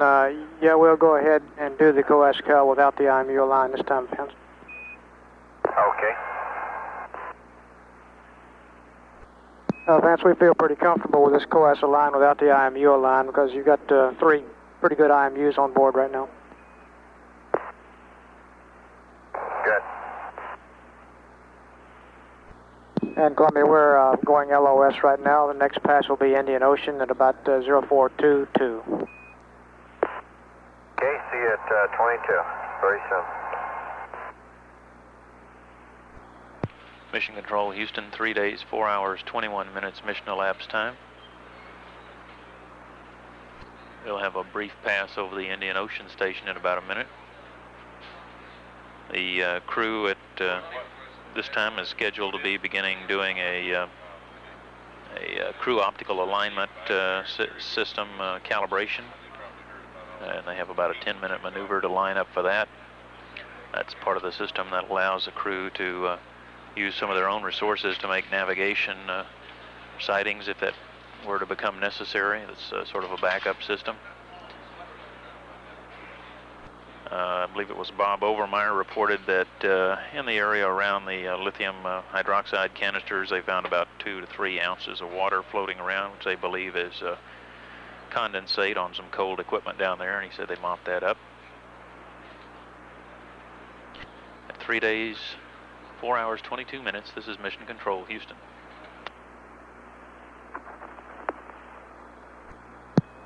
Columbia, this is Houston with you through Indian Ocean Station for a very short pass, and we'd be interested to know how the PAN 3 heating experiment came out. Okay, Roy, stand by a minute. I've got about a 3-handed job going right here. Columbia, Houston, we're at 20 seconds. Okay, Roy, can you hear me? Yeah, go ahead, Joe. We've got about 15 seconds.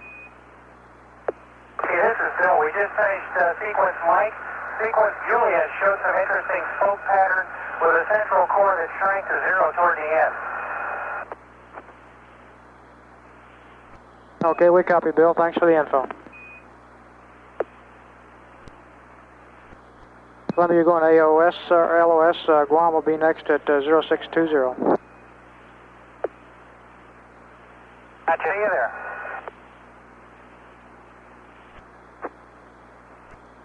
Mission Control, Houston, just had loss of signal with Columbia through the Indian Ocean Station. Starting orbit number 52 shortly, and we'll reacquire over Guam in about 17 and a half minutes. This is Mission Control, Houston.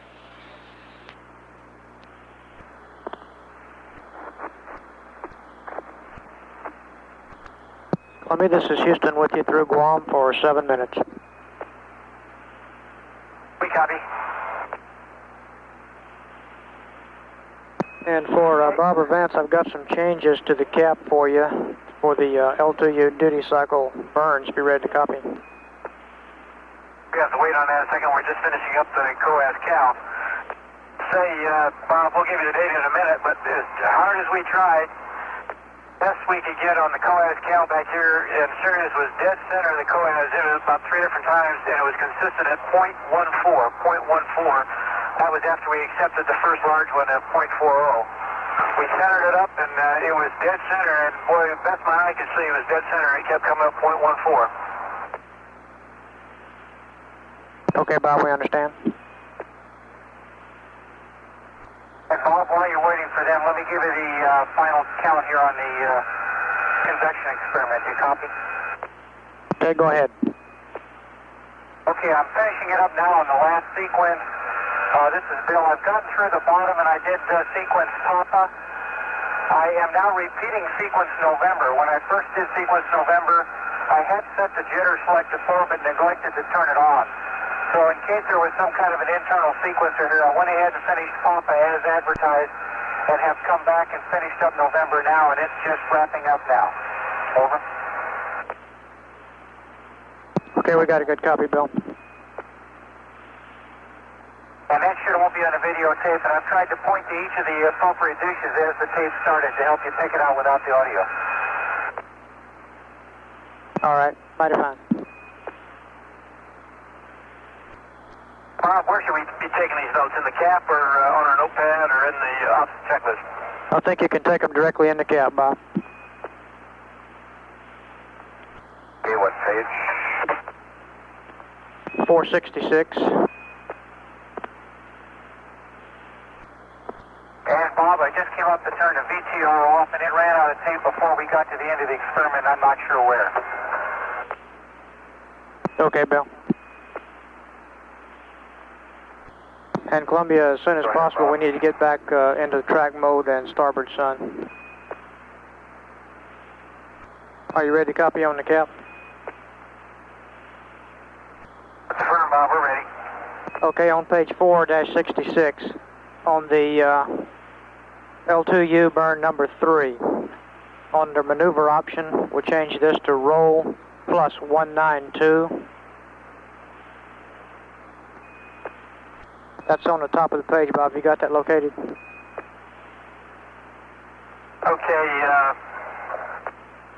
give me the time after 4-66 we talked about. I've got two different areas in that page I'm looking at. Okay, it's at 6:04. Okay, 6:04, maneuver option, roll 97.2, pitch 329.7, yaw 332.2. That's affirmed. Let's change these numbers as follows. Roll plus 192.0, pitch plus 128.5, yaw plus 311.6. Okay, I understand that's roll plus 192.0, pitch 128.5, yaw plus 311.6. Okay, that's a good copy. On the next change, page 4-67, and the time on this burn is 0715. Looking at 0715. Okay, the new numbers are roll plus 287.5, pitch plus 106.7, yaw plus 291.8, and a 0714 initiate maneuver. Okay, the way I see it, you gave me a roll in place of 104. The roll is now 287.5, 106.7, 291.8. Start the maneuver at 0714. That's a good copy, Bob, and we're making these changes in order to buy you a little bit more daylight for the landing. And after the completion of these burns, we'd like to get the IMU aligned done as quickly as possible after completion.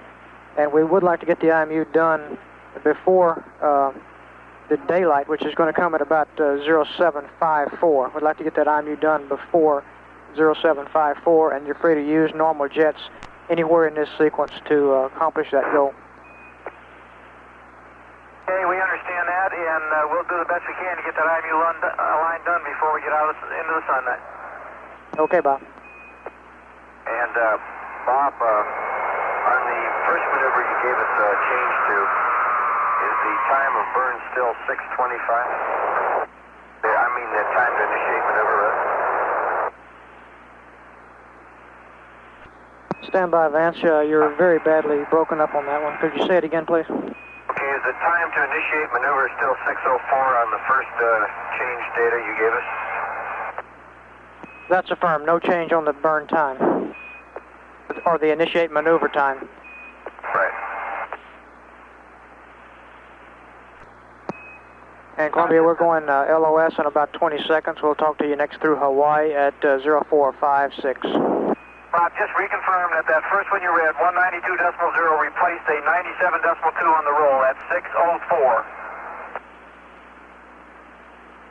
That's affirmative. That's the proper place. And you'll have a PMC coming up first at Hawaii. Okay.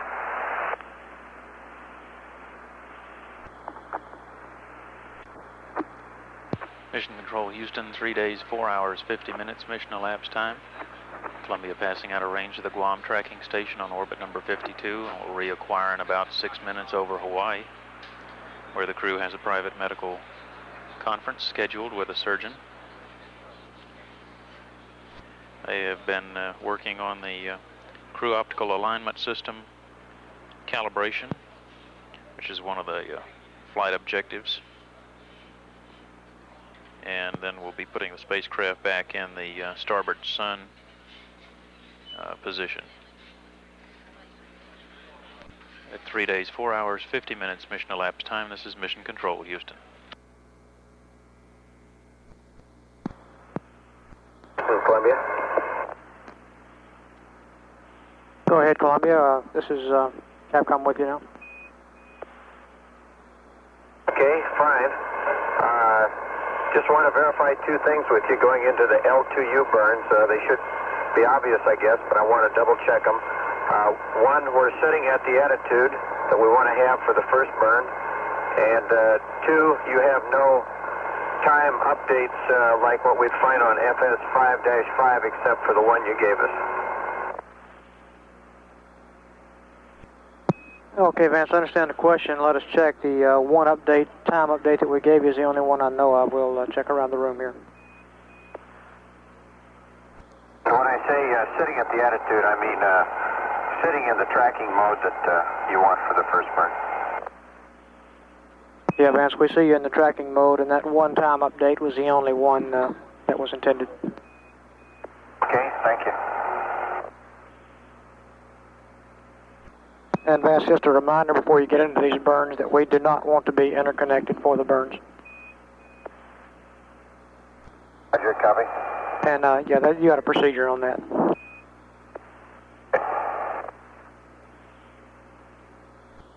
Columbia, we're 30 seconds to LOS at Hawaii, and this will be the last pass for the ascent entry team for the day. We'll turn you over to the orbit guys. And Columbia, as you go out of sight LOS, we see you in good configuration, good attitude for the burn. Okay, good.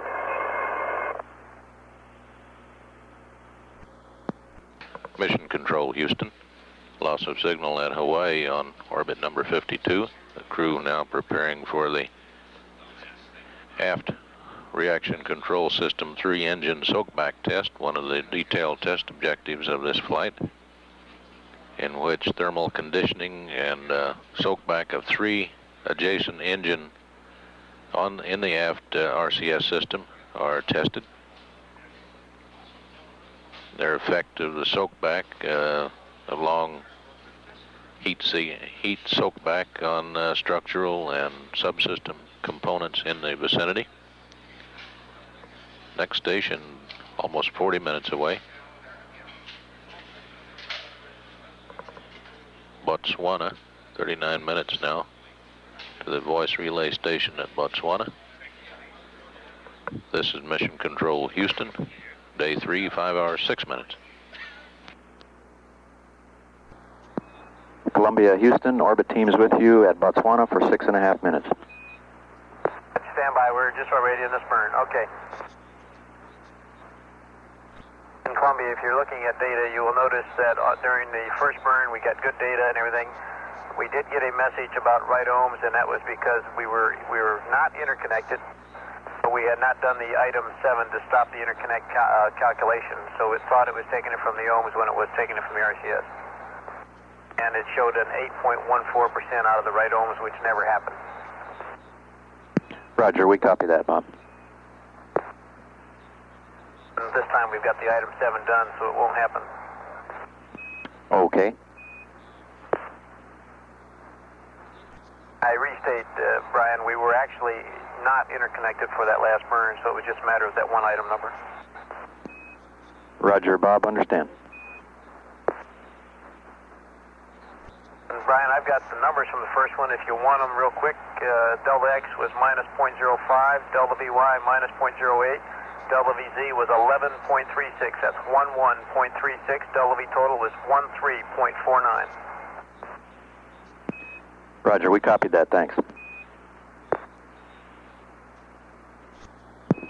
Columbia, Houston, we're about to go LOS for a minute, and we'll see you at IOS.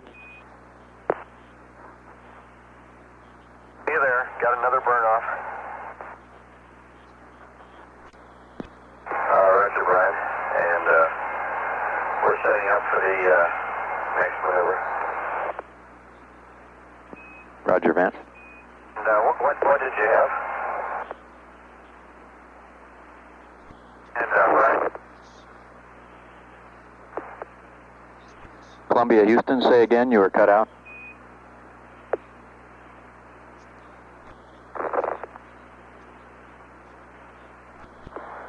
Columbia, Houston, with a radio check. Dear Houston, how do you read? Roger, loud and clear.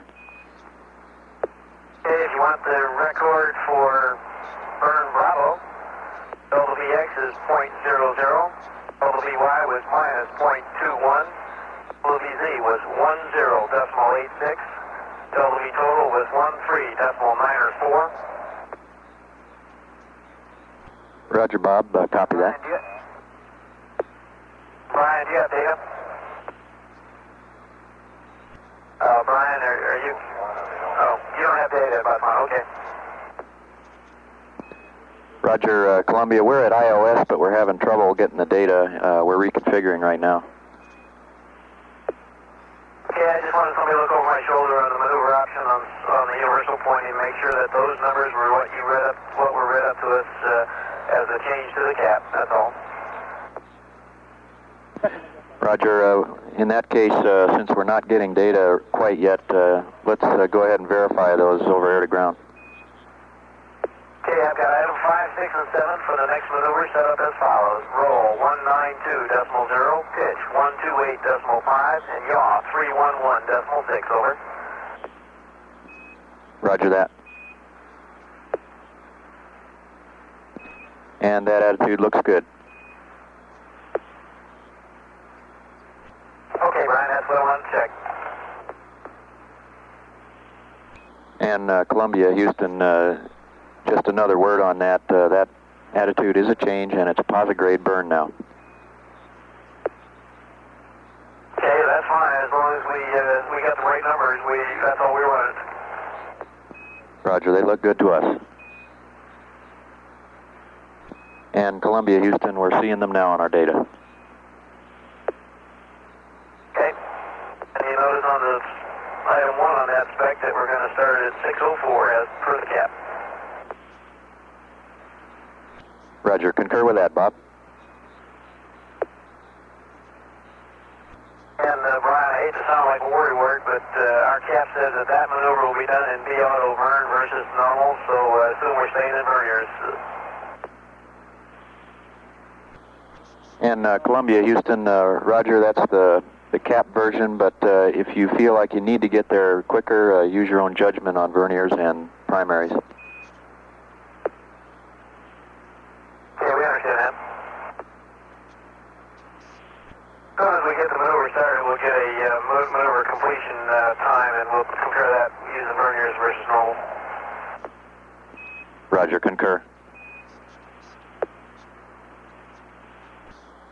Columbia, Houston, with a minute to go to LOS, and I have a note on the humidity SEP for you. Oh. Roger, last night we noticed the waste tank quantity built up nicely, and what we'd like to do right now, and when you've got a chance, is to turn humidity SEP B off, and we'd like to look at its performance before you go to sleep tonight. Okay, you want to take humidity SEP Bravo to off, that's Roger, that's so we can take a look and see how A does on its own.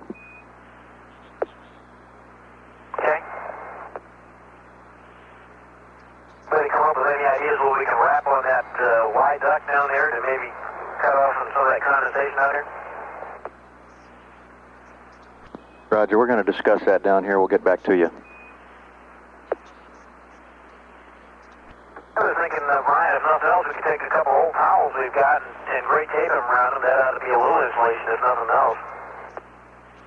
Lord knows we got plenty of those.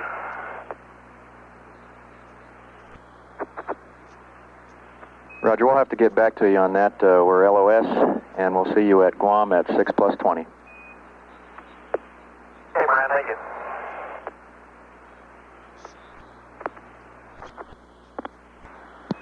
Columbia, Houston, with you at Guam for 3 minutes.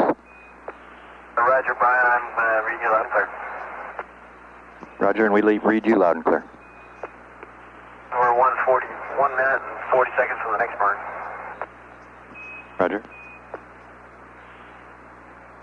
And be advised, the commander's comm has quit again, totally.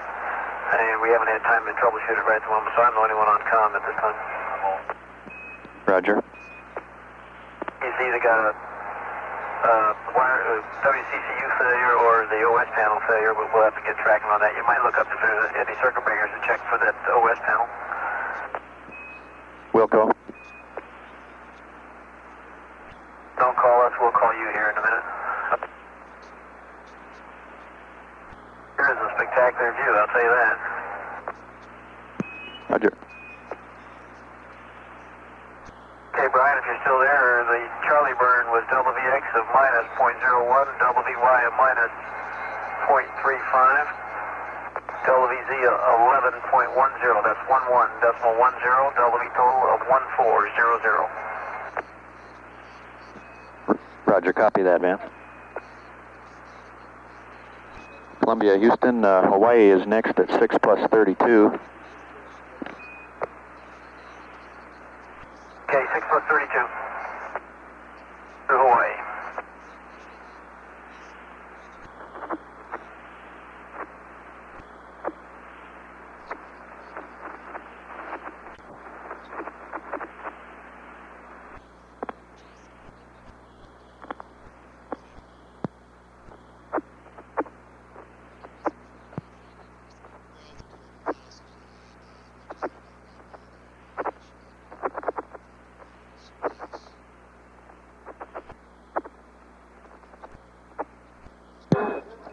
Columbia, Houston, with you at Hawaii for 7.5 minutes.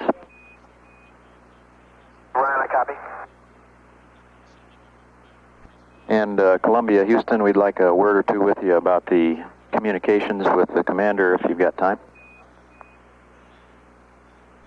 Okay, Brian, I'm listening. I'm trying to get some meal going, and I'll be running back up to the burn, but go ahead. Roger, we'd like you to check on row A of panel R15 for main A audio MS/OS for Vance's comm. I already did, and that comm's in, so the next thing we're going to do is check his units. Roger, and we'd also like to know which WCCU he was on when it happened. I'm down below. I'll get that note to you. No problem. Roger. Heartburn we have in this flight is wrestling with this doggone food warmer. Roger, the food warmer. It's really neat, but we got to figure out a way to tie it down permanently someplace. Roger, Bob. Brian, Columbia here. The commander's wearing Alpha. That's one that seems to have failed, if it's that. As I said, the circuit breaker is in, but we haven't had time to check out yet. Roger, understand he was using Alpha when the problem occurred? Confirm. Still on Alpha, and we just haven't had a chance to switch it. Roger, copy. And Brian, if you concur looking over our shoulder, this is the attitude for the next burn. If you concur with that. Roger, Bob, that looks good. Okay. And just advise you, Brian, I'm using that DEU and everything's working fine on and all the keystrokes have worked great so far, but as soon as we get done here and get a little chow prior to going to bed, I will do that DEU check out SSR-16, whatever it was. Roger, understand, Bob, and I believe that's SSR-14.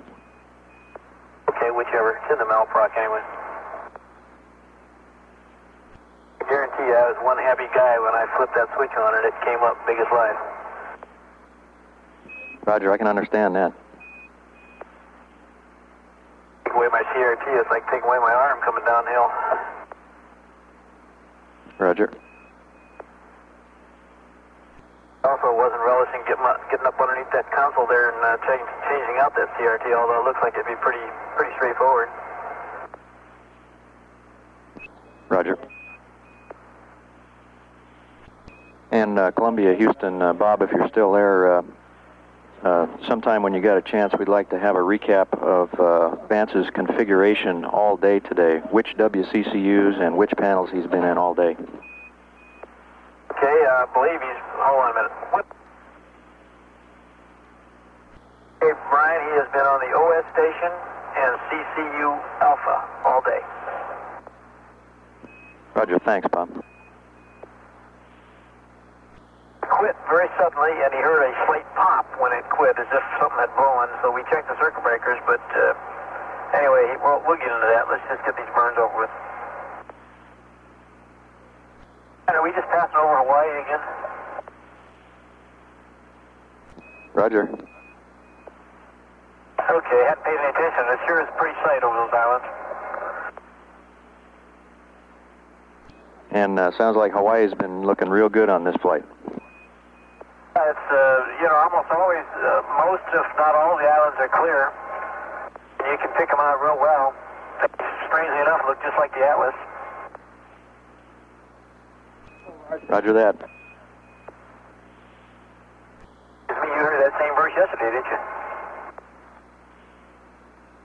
Roger. And Columbia, Houston, we're about to go LOS. We'll see you at Santiago at 6+59. Okay.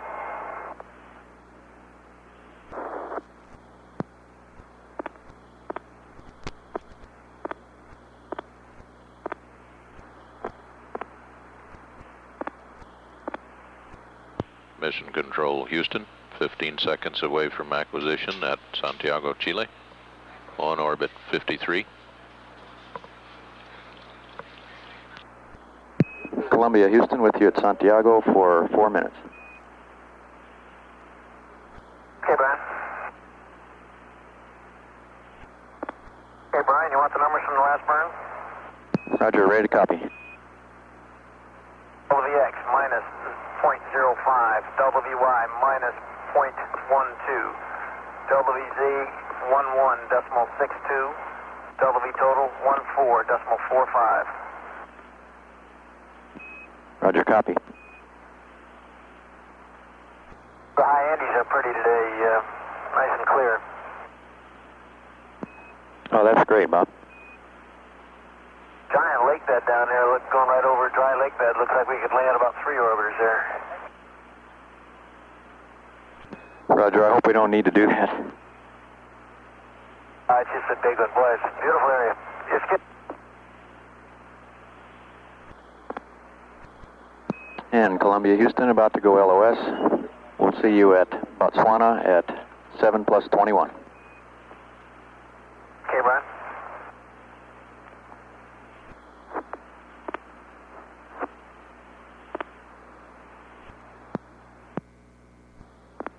Columbia, Houston, with you at Botswana for 6 minutes. Okay, Houston, understand, and CDR's comm is okay now. Advise that appears that WCCU-A or its antenna is out. I didn't have time to troubleshoot it. Just changed to unit Echo, and it works okay. Roger, we copy Vance and concur with staying with Alpha. Or Echo, sorry, Echo. Right. Impressive how fast this burns the gas in the forward tanks. Copy it? Roger, Vance, we heard that. Brian, if you want the numbers while we're pressing on, WVX minus 0.15, WVY plus 0.25, WVZ 11.38. That's 11.38. WV total 14.25. Roger, copy, Bob, thanks. In Columbia, Houston, the burns all look super. The Delta V's were right on the money, and the prop usage was right as predicted. Columbia, Houston, about to go LOS for 2 minutes, and then we'll see you at IOS at 7+29.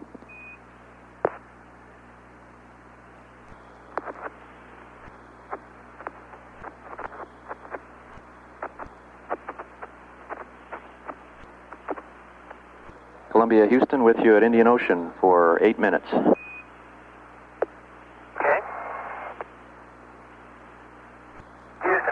I've got a question. Roger, go ahead. Any reason why I can't give you the PAM-ESE thermal stuff now? Stand by. Brian, did I read you the data for burn echo, or did we lose you about one there? Roger, we got all the data for burn 5, and all the burns looked real good. The prop usage and the delta V's were right on. Yeah, you can finally get things right if you simulate them long enough, huh? Roger that. And Columbia, Houston, for tank Bravo on the water tonight, we'd like you to dump it to 15%. Okay, 15% on Bravo. Any particular time I can start that? Stand by on that. Okay, I just was wondering I could get it going now while I'm doing exercise. And Columbia, Houston on the water dump, if you start now, you should go to 10%. If you start at the cap time of 8 hours, go to 15%. Okay, well, we'll do it on the cap, I'm sorry. We probably want to wait till after the line, right? Roger, stand by. And Columbia, Houston, recommend we do it as per the cap. Okay. Yeah, that's no problem. I just trying to get ahead. And Columbia, your go for your PAM-ASE thermal test. Okay, I'll get STS started now. And Columbia, Houston, as long as you're cleaning up a few items there, when you've got a chance this evening, we'd like you to repress the right ohms using the B-regs. Okay, repress right ohms using B-regs. Okay, Brian, I got STS's thermal data coming down at you. Give it 5 minutes and then put antic on. Roger, we copy.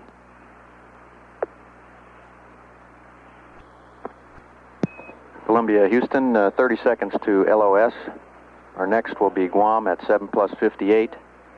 And just a reminder, if you haven't already done so, we'd like you to put new film and batteries in the 35mm EVA cameras for the EVA tomorrow. Okay, we'll take care of that.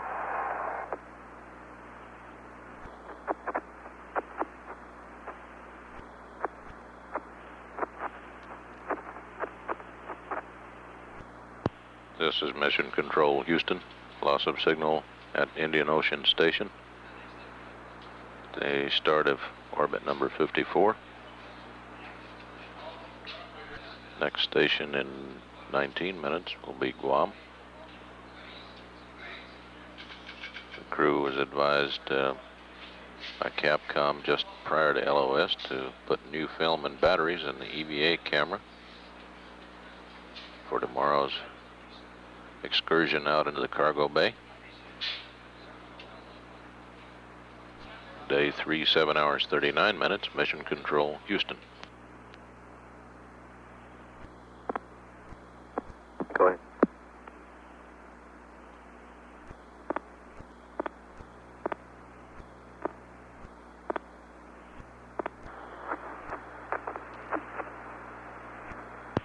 This is Mission Control, Houston. Very brief pass here at Guam, lasting about a minute. Columbia, Houston, with you at Guam for a minute and a half. Roger, Houston. We're in nose to sun and completed the IMU line. Would you like the numbers? Ready to copy. Okay, stars 21 and 45. Error 0.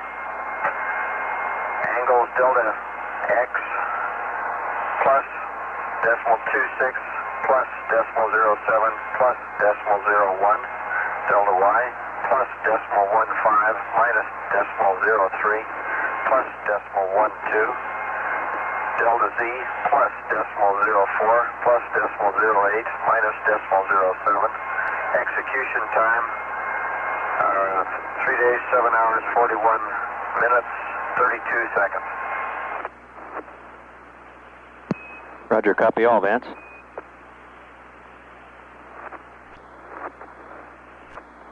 And we're dumping water, and we'll repress arms shortly. And Columbia, Houston, we see you in DAP A1. We'd like to put you in DAP B6 when you got a chance. Okay, will do. And correction, that's A10. And we'd like you to go from A10 to B6. Okay, we'll go to A10 and then to B6. Roger, understand, Vance, we see you in A10 and we'd like you to go from there to B6. Copy. And Columbia, Houston, about to go LOS. We'll see you at Hawaii at 8+008. Okay, see you there. This is Mission Control Houston. Loss of signal at Guam, 8 minutes away from reacquisition at Hawaii. Meanwhile, here in the control center building, power bus A2, supplying part of the electrical power into the building, has been taken down for inspection. The only effect it has in the flight just now is that we have no command uplink to the spacecraft. We do have UHF and S-band voice. We have downlink telemetry data from the spacecraft. Again, the only thing impacted by this inspection of that power bus is uplink commanding to the spacecraft. Crew currently is in the nose to sun attitude as called for in the revised flight plan, which goes on into the sleep period. 7 minutes to reacquisition through Hawaii on flight orbit number 54. Likely the last pass for Hawaii for the day. Mission Control, Houston.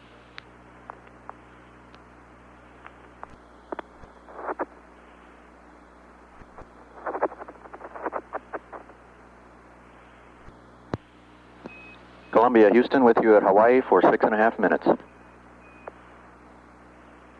Roger, Brian. And Ed. Roger, I was going to ask for a GNC Spec 1. Go ahead. Spec 1. And all I was going to say is we're winding down. Bob just had his exercise, and he's eating supper now. They'll just finish supper, and we're powering down for tomorrow. Roger, Vance, copy. And we haven't done the Ohms refresh yet, but we'll get that as soon as Bob gets done eating. Roger. That was Bravo, right? That's firm. Right ohms, Bravo regs. Okay, he just got it. And Columbia, Houston, Timbus and DEU equivalents are up, and we've adjusted, the Timbus are adjusting for the nose sun attitude. Roger, Brian.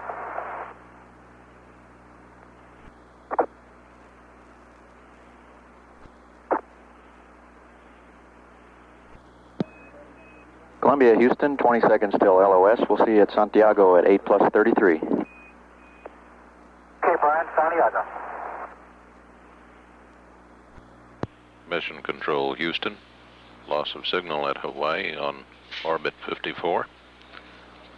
During the Hawaii pass, the command capability from the control center was back up. It was down for the 1 minute pass at Guam while one of the power buses in the control center was being inspected. We're some 19 minutes away from reacquisition at Santiago. The crew winding down the day's activity in preparation for their sleep period. At day 3, 8 hours 14 minutes, Mission Control, Houston.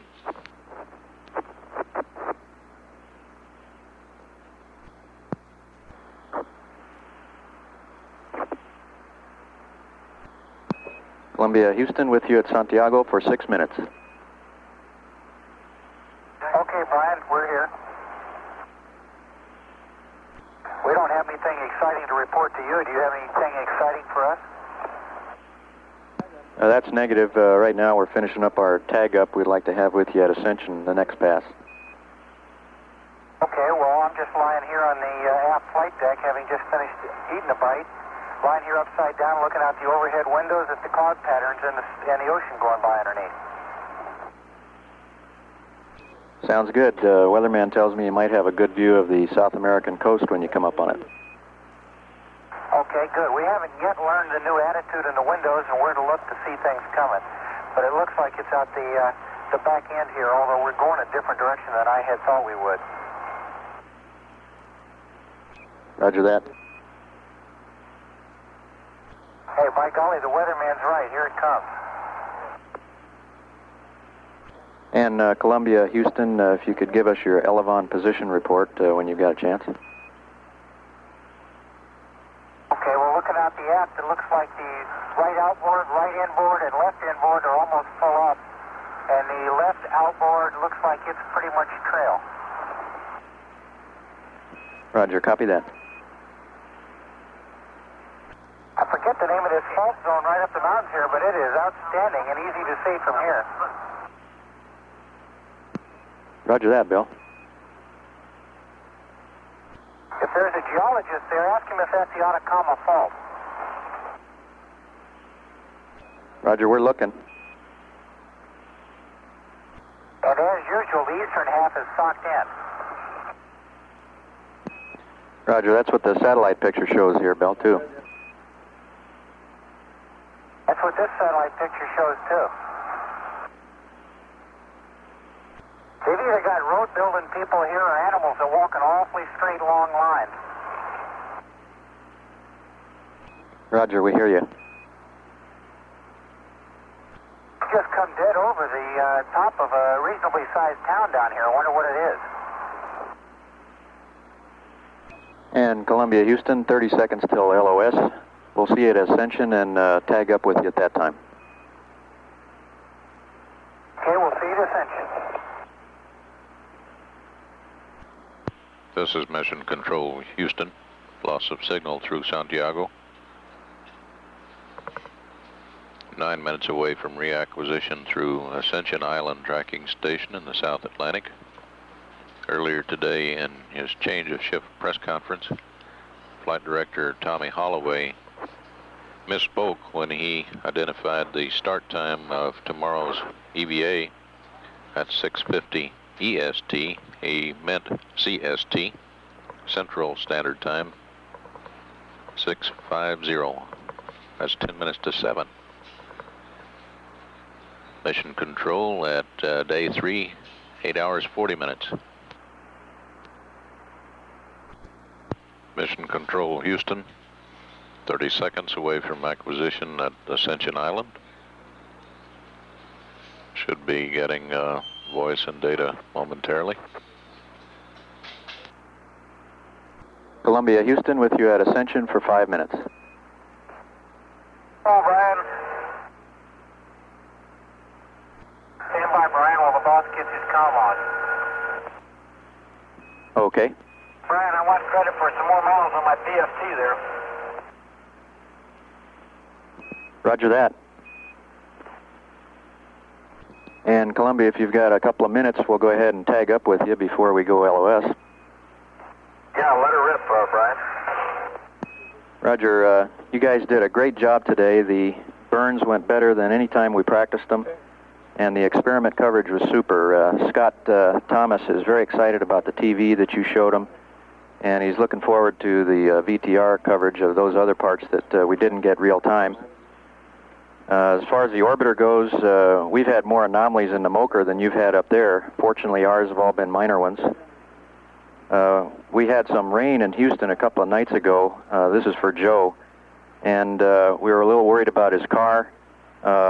Even though all the windows were closed, knowing his car, we'd like to offer to send somebody out to open up all the doors and let the water out. And for Bob, as a result of the successful DEU work today, Bob's MOL buddies are considering revoking his manual dexterity award. However, if he can't find his coffee, they're considering making up a new one for him. I'm sure of that, but let me tell you, I really question whether that coffee was ever on board. Okay, Bob.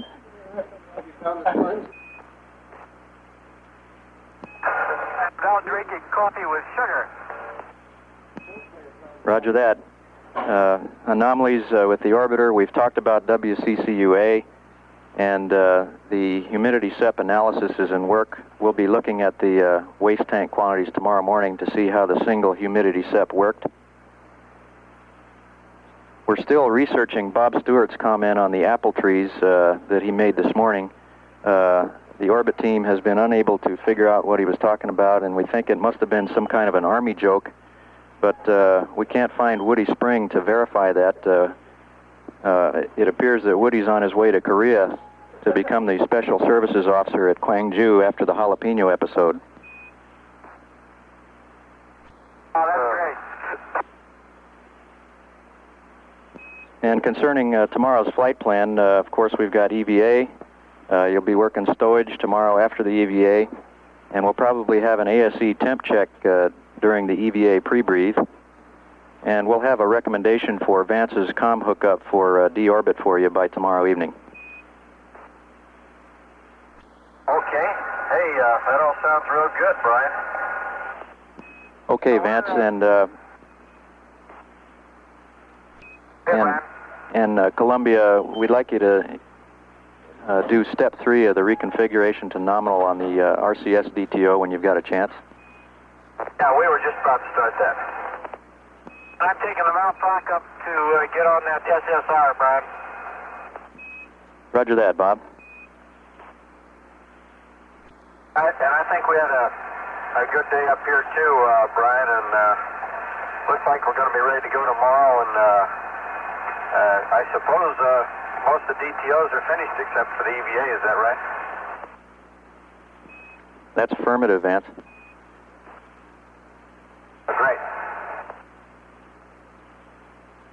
And Columbia, Houston, with less than a minute to go, the state vector good message will come up a little later tonight on the teleprinter. And again, you had a great day, and we'll go ahead and put you all to bed. And we're looking forward to a good, solid day tomorrow. Same here, and so see you later. Thank you. Take care of those things you mentioned. Roger that. We're getting right on them. This is Mission Control, Houston. Loss of signal through Ascension Island, the final pass of the day, probably, as the crew prepares to go into their scheduled sleep period some 34 minutes from now. A bit of light exchange there between the spacecraft communicator Brian O'Connor and the crew. And one feedback from the crew was that the way they figured it, they had completed all the detailed test objectives for the flight except for tomorrow's EVA. And the people here in the control center agreed with that assessment. Next station is Guam in 35 minutes. But unless there's some reason to call the crew, it's unlikely there will be any air-to-ground between the control center and Guam, or through Guam. Day 3, 8 hours 56 minutes. This is Mission Control, Houston.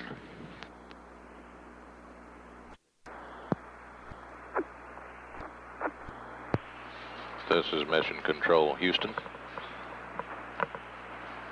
No contact during the just concluded pass over the Guam tracking station in orbit 55.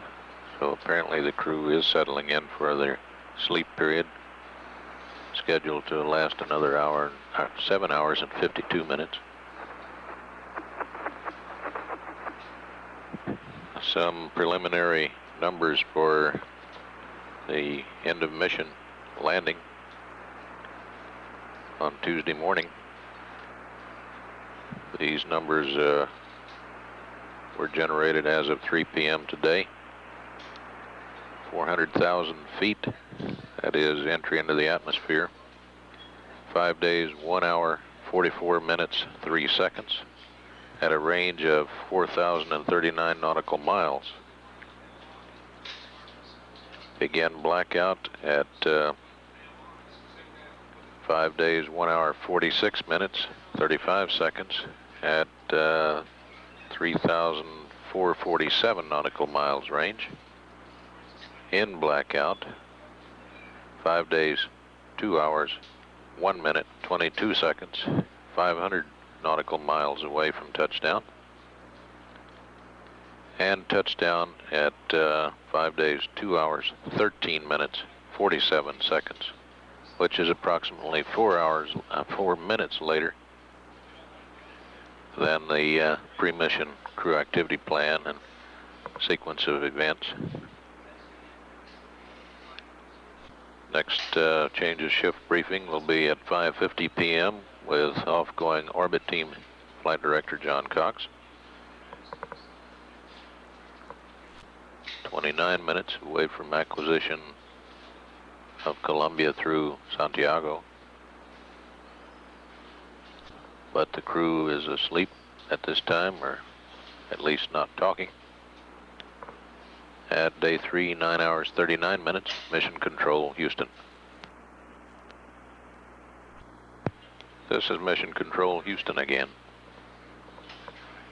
It appears that I misspoke on the delta, or change in landing time on Tuesday. It's 4 minutes later, not 4 hours. Mission Control, Houston, out.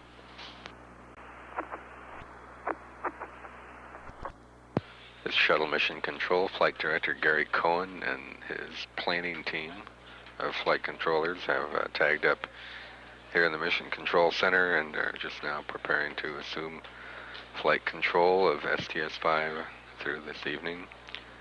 Columbia is on its 56th orbit of the Earth. Astronauts are about 2 hours into their sleep period now. Off-going Flight Director John Cox will be departing the Mission Control Center shortly, and his change of shift briefing should occur on time at 5:50 p.m. Central Time. Mission elapsed time, 3 days, 11 hours, 17 minutes. This is Shuttle Mission Control.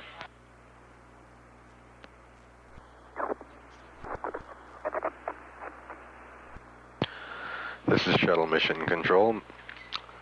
Columbia is on its 57th orbit of the Earth, presently over the Guam tracking station. All's quiet on board Columbia. The astronauts have just almost 5 hours remaining in their sleep period.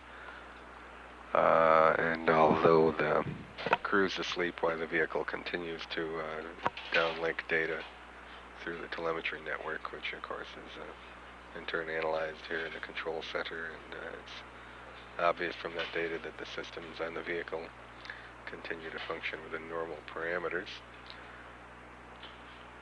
Mission elapsed time is 3 days, 12 hours, 44 minutes. This is Shuttle Mission Control.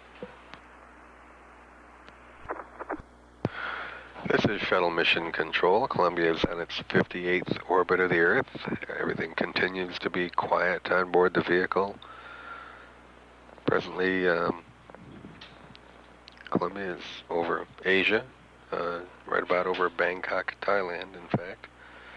We're in a loss of signal period, one of the longer LOSs of the flight, as the vehicle threads its way across in between a couple of ground stations, and it'll be another hour before we acquire signal again through Dakar, the ground station at Dakar. Mission elapsed time, 3 days, 14 hours, 10 minutes. About 3.5 hours left in the astronaut sleep period. This is Shuttle Mission Control.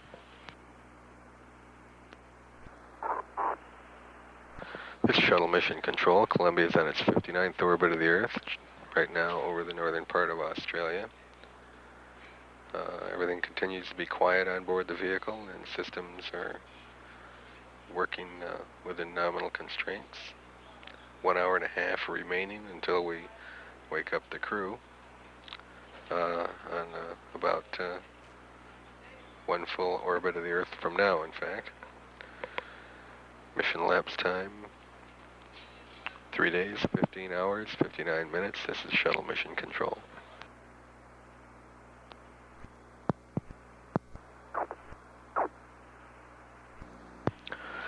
This is Shuttle Mission Control. We're 2 minutes away from acquisition of signal through Yargity, and can expect to have the wake-up call from the Capcom to begin today's activities. Columbia's on orbit number 60. Mission elapsed time is 3 days, 17 hours, 24 minutes. We should have acquisition and standing by for that in about 1.5 minutes. This is Shuttle Mission Control.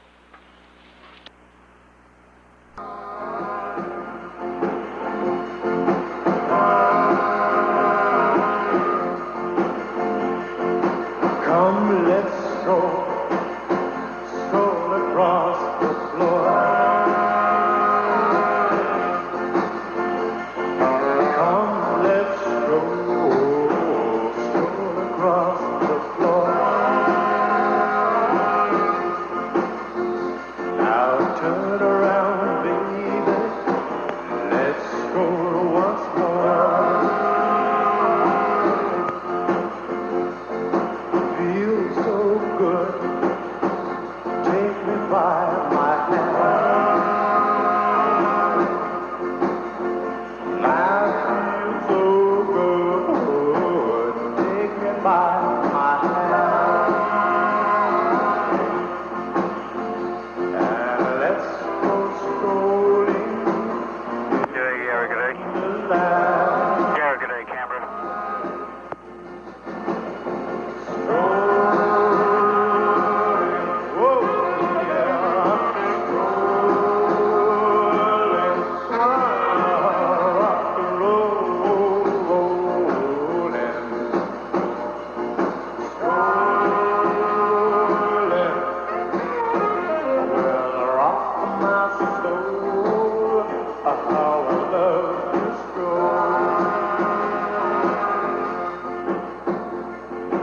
There's my love strolling in the door.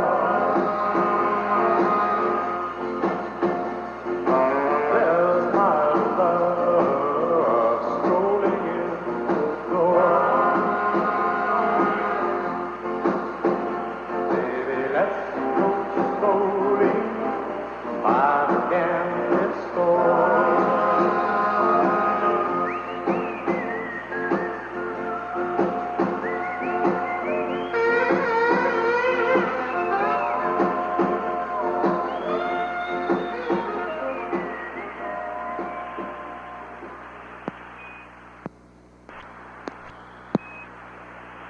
Columbia, Houston, with you through Yargity for 3 minutes.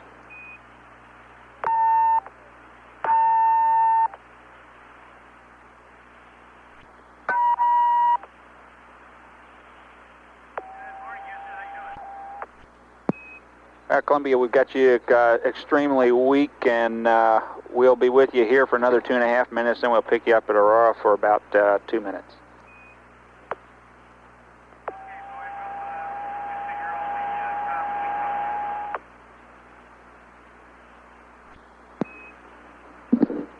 And Columbia, Houston, right now you're unreadable on UHF.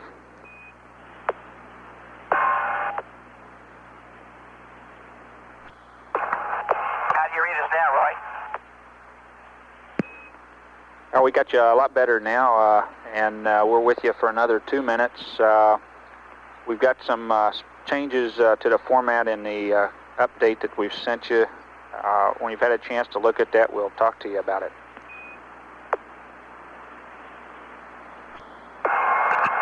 Okay, a copy that you've got some updates you've sent to us, and then you were blocked by a squeal up here. Say it again, please. Oh, Roger. Joe, we've made some changes in the format that we've sent you. We've sent you an overview from which you'll be able to execute today's flight plan rather than having to make extensive pen and inks that we gave to you yesterday. And we'll talk to you about that if you have questions. Okay, Dick, I think I misunderstood the first one, and we'll take a look at it and be talking to you shortly, I guess. Okay.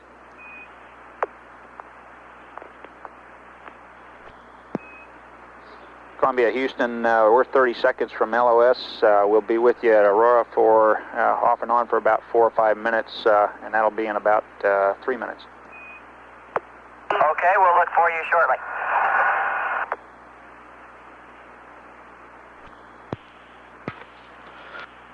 The shuttle mission control. Shuttle's passing through a keyhole between ground coverage from Yargate and Arroyo presently. Will reacquire again in about a minute and a half.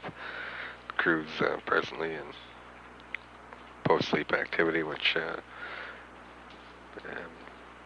involves stowing gear, configuring cabin lighting and communication switches, and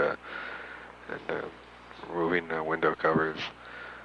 Presumably the faulty UHF voice connection initially was an artifact of the switch configuration on board the vehicle. A burst of feedback initially there seemed to indicate that they were still on the speaker boxes, which they used to communicate with overnight. The wake-up music from the 50s, the stroll, recognizing the major activity plan for the day of the walk through the payload bay by mission specialists Bill Lenore and Joe Allen, standing by for reacquisition here in just about half a minute at mission elapsed time, 3 days, 17 hours, 33 minutes. This is shuttle mission control.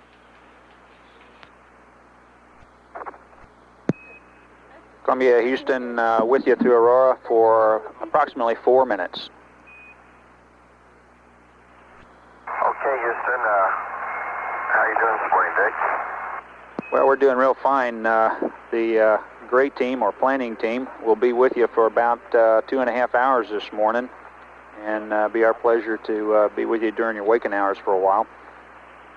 On your CAP overview and update, when you get around to looking at that guy, you'll notice that we have put all crew activities in single columns, and we hope that this format will be something that you can execute directly from, and we were able to do it because of the number of activities for the EMSs relative to the EVA that are not specifically calling out for details in the CAP. Okay, well, we'll look her over and see how it works. Single columns. John Rivers and Tucker Pierce won't be the same again. We got that. Columbia, Houston, we're 30 seconds from LOS. We'll be with you next at Mila at 1810, and we should have, at least by the end of the Mila pass, a copy of that CAP overview update up for each one of you.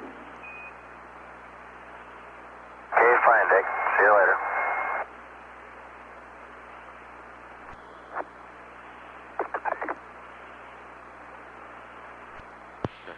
Shuttle mission control, we've had loss of signal through Oro Valley and reacquiring about half an hour at Mylar on orbit 61. Flight activities officer has confirmed that all 4 copies of the revised crew activity plan overview update have been uplinked to the vehicle, along with weather reports. Crew is still budgeted for pre-sleep activity for another 15 minutes. Then time allocated for reviewing the teleprinter messages that will have been transmitted up this morning and through the night, and then breakfast, which should carry them through mission elapsed time of 3 days, 19 hours, 46 minutes, at which time we'll begin the day's events with TV setup, airlock preparations, and some EVA support activities. That again all begins at mission elapsed time 3 days, 19 hours, 46 minutes. Present mission elapsed time 3 days, 17 hours, 40 minutes. This is Shuttle Mission Control.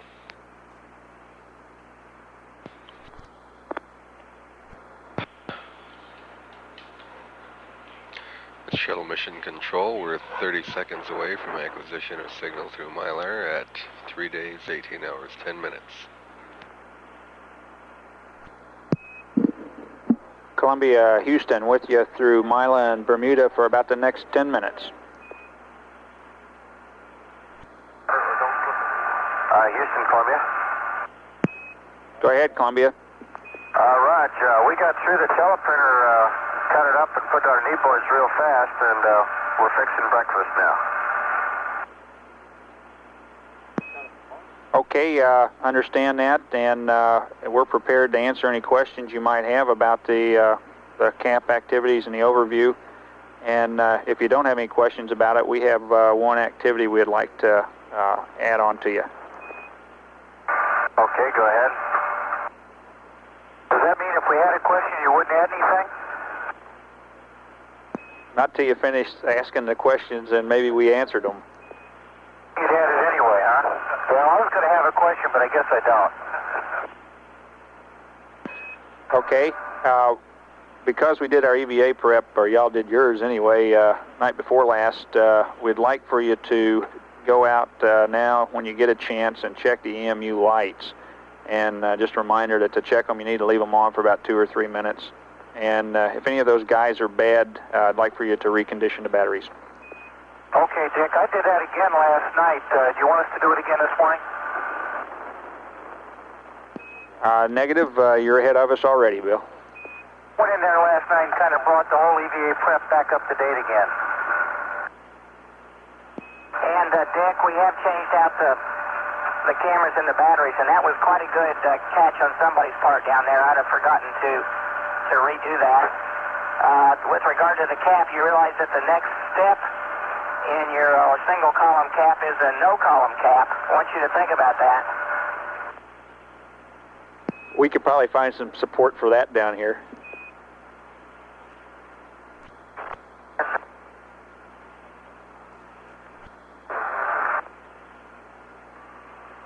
And Dick, are you still with us? That's affirmative for another 6 minutes. I think you'd be happy to know that we never made any comments on it, but that post-insertion work went extremely well, and we're looking forward for the deorbit prep to go as well. That I think that flight plan and that post-insertion that you came up with is very flyable and a very easy thing to do. Well, we're glad to hear that. We figure we've only got about 142s to it for the next flight. That's all. That's a minor number. We copy. Seriously, we could just take it and fly it all over again. It was really that easy, Dick. Well, y'all come back and let some of us get a chance to do that. Okay, we'll follow that. When the lake bed dries.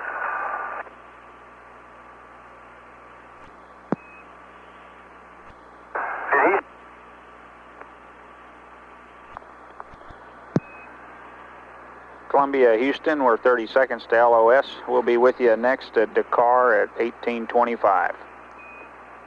Okay, see you at Dakar, Dick. Had a loss of signal through the Bermuda ground station. Reacquire again in about 4 minutes through Dakar. Columbia on orbit 61. The crew already about an hour ahead of the summary flight plan for the day's activities.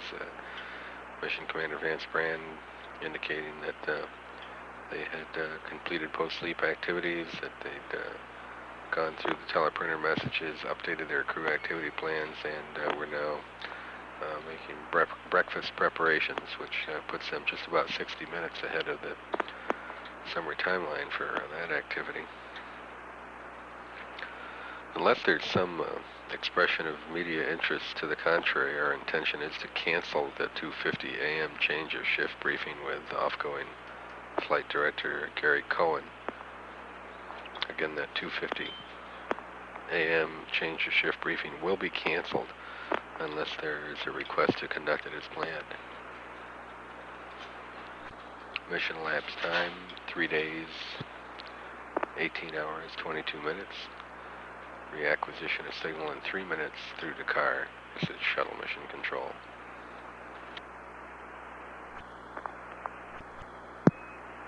Columbia Houston with you through Dakar and Madrid for 7 minutes. Okay, Houston, radiant, just fine.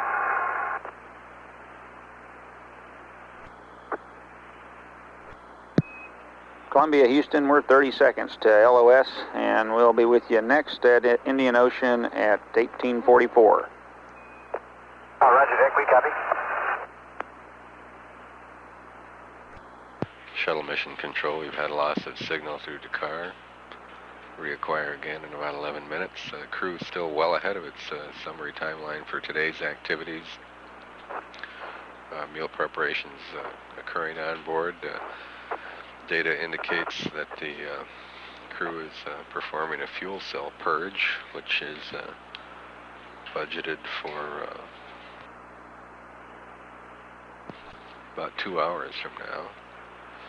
The fuel cell's purged by increasing the flow of hydrogen and oxygen through those membranes to wash out impurities and preclude the chance that there will be some inhibition of the flow of power from electrical power from those cells. And again, data indicating that that fuel cell purge is presently being performed. Bill Lenore and Joe Allen indicating that they had gone back to the EVA suits before the sleep period last night and rechecked some of the power systems, lighting systems on board there, and then again staying well ahead of the required task performances associated with today's EVA. So the crew is well on top of the day's activities, and we'll continue to monitor their performance. Acquisition of signal again in about 10 minutes. Mission elapsed time 3 days, 18 hours, 34 minutes. This is Shuttle Mission Control. Shuttle Mission Control at 3 days, 18 hours, 43 minutes. Voice contact will be established momentarily on orbit 61 through IOS, Indian Ocean Station.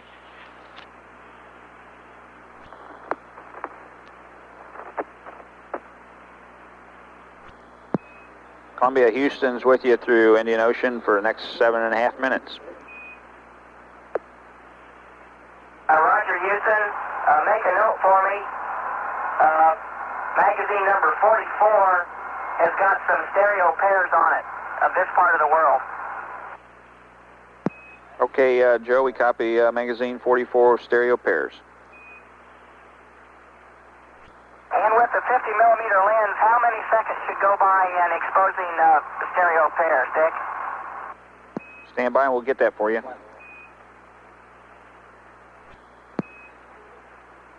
Joe, Houston, our best estimate is that 15 seconds between exposures would be right.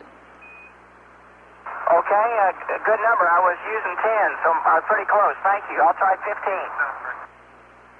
Okay.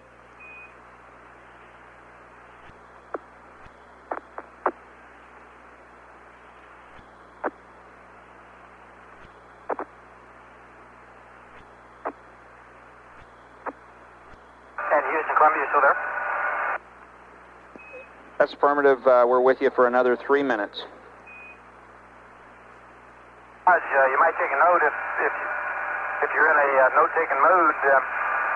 on the scrambled eggs we probably ought to increase the rehydration quantity by 1 ounce, and you have to be awful careful to get them totally kneaded over very carefully, and because if you don't, you heat them up, you end up with just a cloud of scrambled eggs all over the cockpit. When you open them up and they're too dry, and they've broken up in little bitty balls of scrambled eggs. This is the second morning in a row that we've managed to have a cloud of scrambled eggs on the middeck for a few minutes. Okay, we copy that, Bob, and understand that was an additional 1 ounce to the rehydration. You have to add 1 ounce to the rehydration on the scrambled eggs, and you have to probably do a pretty good job of kneading the package before you put it in the warmer. Otherwise, the water doesn't penetrate fully down into the eggs yet. We copy, It's pretty Bob. hard to see, Bob, down there until the cloud clears. Actually, they're very tasty, and I used the extra ounce on my eggs today, and man, these were really great. As far as I'm concerned, though, the one thing that makes eating a pleasure versus a chore is getting yourself a good position to be restrained, so you just sit down and enjoy it. And our system right now doesn't really lend itself to that. We've done a lot of makeshift work to get the restraints down. Yeah, I think I can see an awful lot of improvement needed in the line of restraints and trays to really make eating easy. Well, we understand how it is for Marines when they eat. No, we don't always eat out of a foxhole. And Columbia, we're 30 seconds from LOS, and we'll be with you at Yargady on the hour. Okay.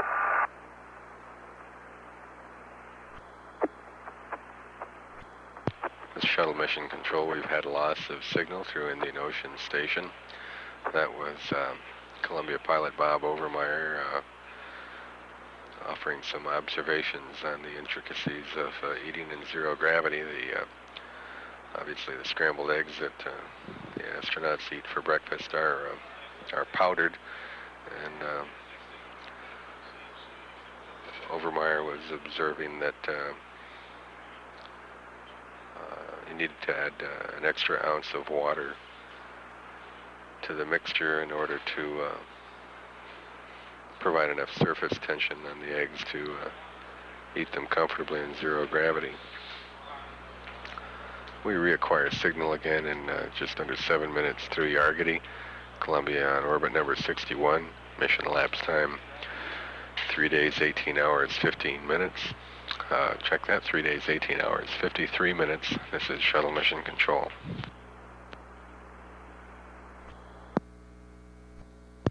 Shuttle Mission Control at 3 days, 18 hours, 60 minutes.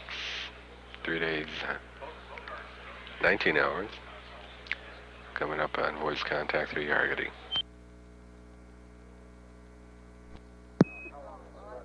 Columbia, Houston with you through Yargady for 7.5 minutes.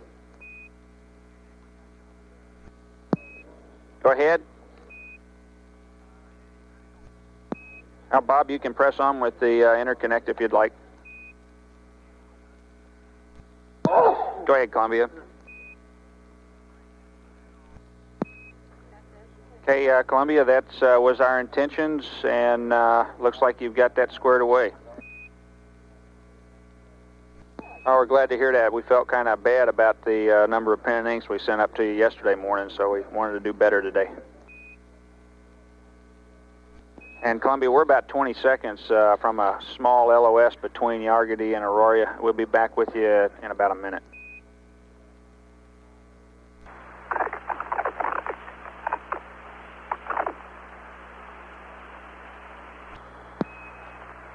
Columbia, Houston's back with you through Aurora for 5 minutes. Okay.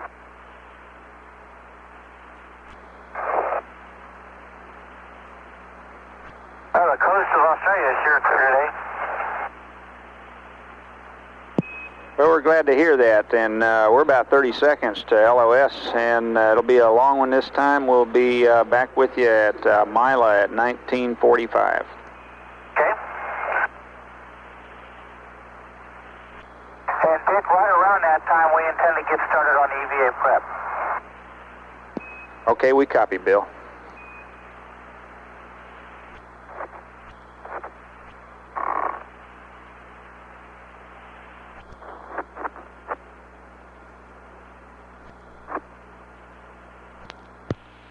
This is Shuttle Control at 3 days, 19 hours, Columbia, 44 Houston minutes. with you through Mila and Bermuda for the next 11 minutes. Okay. And, Dick, let me give you one for your anomaly log down there. That's something we've carried all along and have forgotten to report. Ready to copy? We're ready to copy. Okay. The back panel event timer and mission timer on Alpha 4 has not worked since we got on orbit. In fact, we don't know it ever worked. We didn't find any circuit breakers out associated with it. Any ideas you might have? We don't want to do a whole lot of troubleshooting. Quite frankly, we just soon go without it the rest of the mission and let you guys find it on the ground if the troubleshooting is very extensive. Okay, we copy that, and we'll have our people look at it and get back to you. Okay, that's Alpha 4 event and mission timer. We got that, Bob. And I'd be interested if he would come up with a estimated time of completion of that dump that we've got going based on what he's seeing now. Okay, we'll get right back with you. Columbia, Houston, time on your dump should be complete. It should be complete in 20 minutes. Okay, I'll set a clock. Thank you. And as long as you're bothering, ECOM, how does the fuel cell purge look, and how are the fuel cells looking to us these days? Columbia, the looks like the purge is complete, and fuel cells are all looking real good. Okay. Got a pretty bright city right off our left wing here. Not looking down in the Miami area by any chance? Columbia, looks like there's a good possibility that's Miami. Yeah, it must be. It's bright. Looks like they got a nice weather there today. Tonight, rather. We copy. Close enough, it may be that the lights are reflecting off of low clouds or something, but it really looks bright, pretty.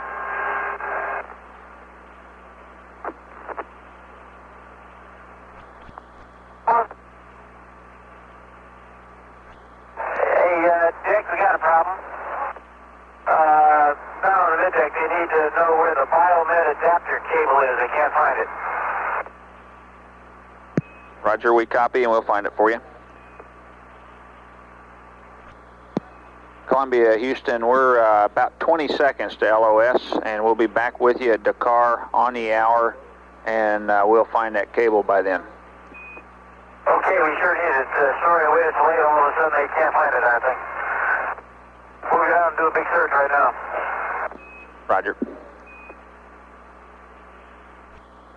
This is Shuttle Control. Bermuda has loss of signal. Next acquisition through Dakar in 3.5 minutes.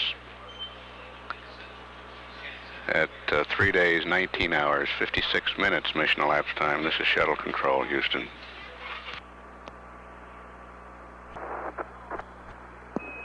Columbia, Houston, with you through Dakar for 6 minutes. Okay, we copy. And have you found that cable yet? Columbia, Houston, we have the location of the biomed extension cable if you're ready to copy. Go ahead. Okay, we've actually found it in 2 places. It looks like the easiest one will be in the electrode kit, and that's in Mike Fox 28 Oscar. Mike Fox 28 Oscar, and the electro kit? That's affirmative. Okay, Dick, what we're talking about is the adaptive cable that connects right to the ship's biomed so that they don't have to connect it to the suit. And we can't find that cable. It's not in 28, Mike Fox, 28 Oscar. And the last training exercise that was in Joe's biomed, but it's not there today. Okay, we copy, and we've got that backup location we're trying to sort out if we want to send you there. Okay, you understand it's a cable that goes directly to the ship so we don't have to tie it to the suit for this biomed check. Roger, we understand that, Bob. Okay, Bob, there should be one of those guys in the red-trimmed medical kit, and that's located in Mike Foxtrot 14 Oscar. 14 Oscar and the medical kit, the red trim one. Okay, we'll look there. Okay, Dick, we got it. Okay, real fine. I'd alert the surgeon there, Dick, to be looking for some data pretty quick here. We copy, Columbia, and he's looking. How much time do we have left here at the car, Dick? We've got just under 3 minutes, Bob. Okay, well, Bill's plugging in right now, so... We've got some connector problems here. Stand by.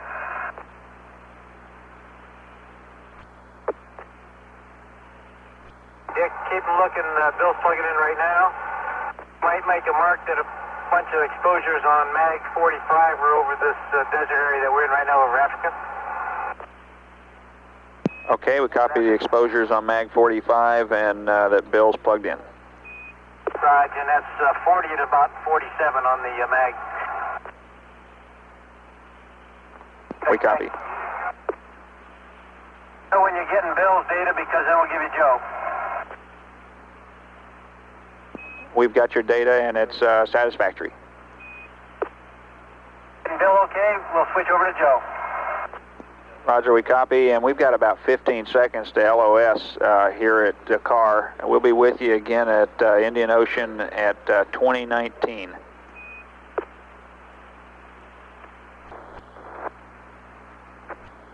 This is Shuttle Control.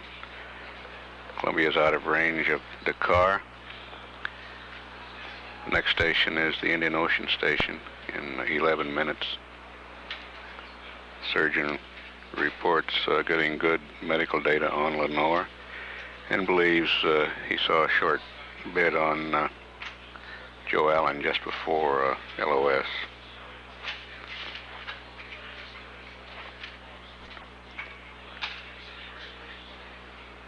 At 3 days, 20 hours, 8 minutes mission elapsed time. This is Shuttle Control, Houston. This is Shuttle Control at 3 days, 20 hours, 18 minutes mission elapsed time. The Indian Ocean station is about to lock onto Columbia. Yes, I'm... And...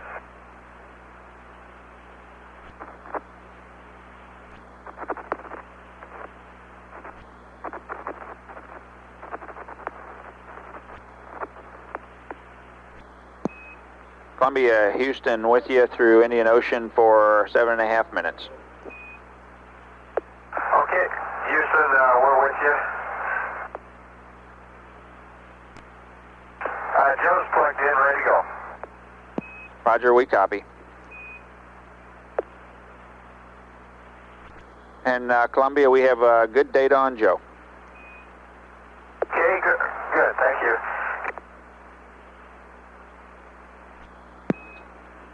And Columbia, Houston, we've got enough data on Joe that y'all can terminate that whenever you please. Okay, no sooner said than done. I think we beat you to it a little bit. We copy.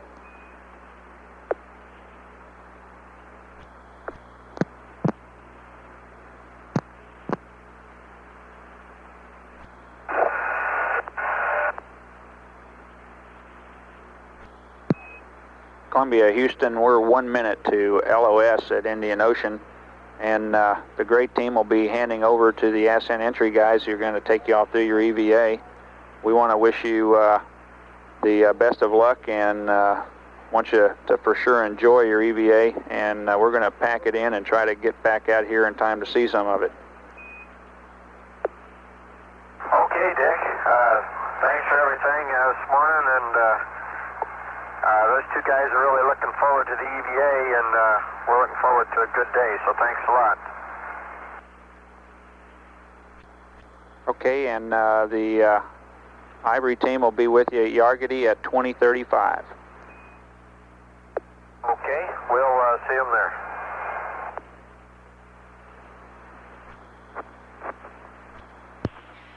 This is Shuttle Control.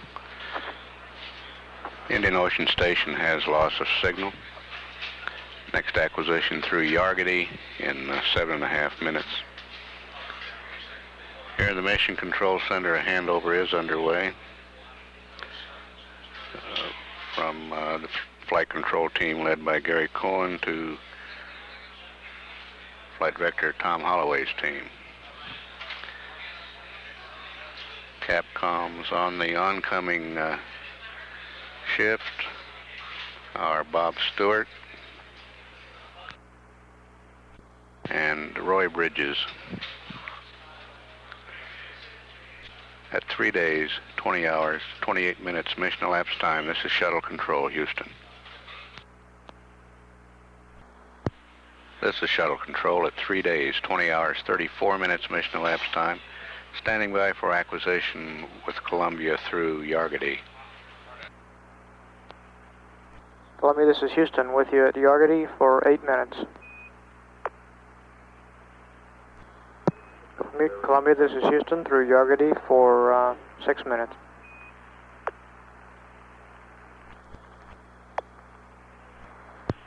This is Shuttle Control. Yargady has lost a signal, but we'll pick up Aurora in about 45 seconds. We'll stand by.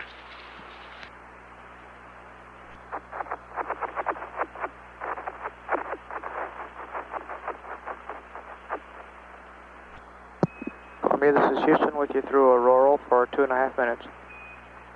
Okay, Houston, Columbia, and we've got Bill in his suit and Joe partially in his suit. Hey, mighty fine, man.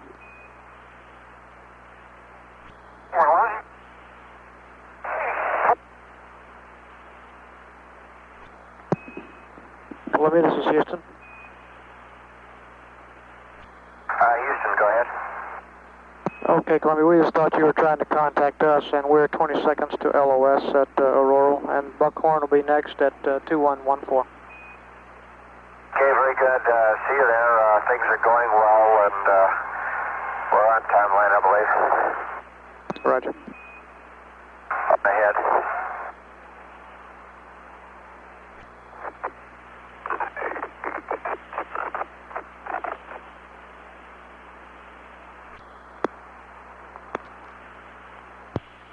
This is Shuttle Control.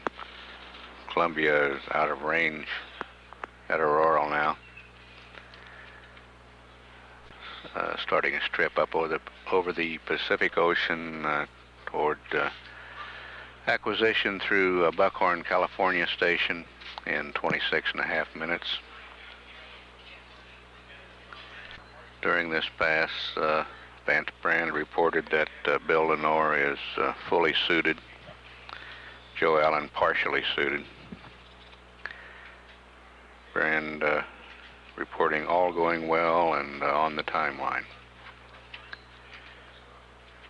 At 3 days, 20 hours, 48 minutes mission elapsed time, this is Shuttle Control, Houston.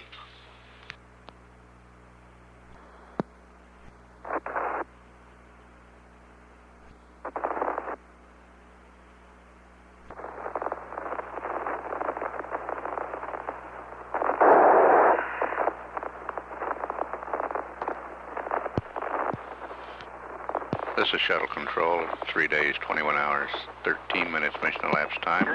We have acquisition through Buckhorn. That's better. Now you got it. There you go. Pull it up and let go.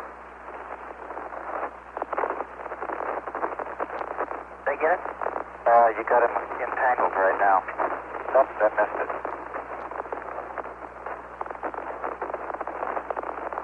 What you need is to come in more like this, and I can't quite reach it. And almost if you bend up. I got you.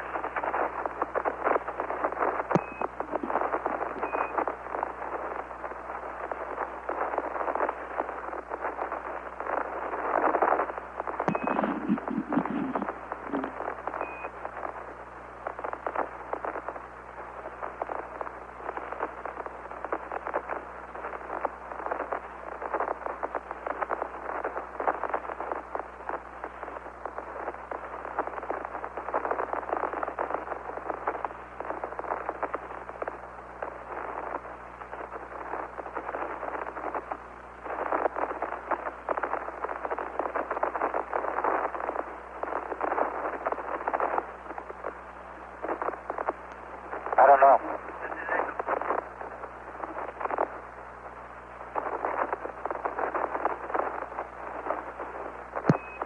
It's tripping out for some reason. It cuts out. It does have some kind of a control circuitry in there that makes it tough to work around.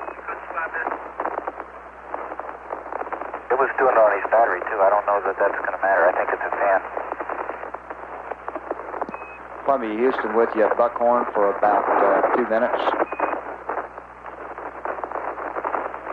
Hey Houston, we've got something to report to you on this EVA prep.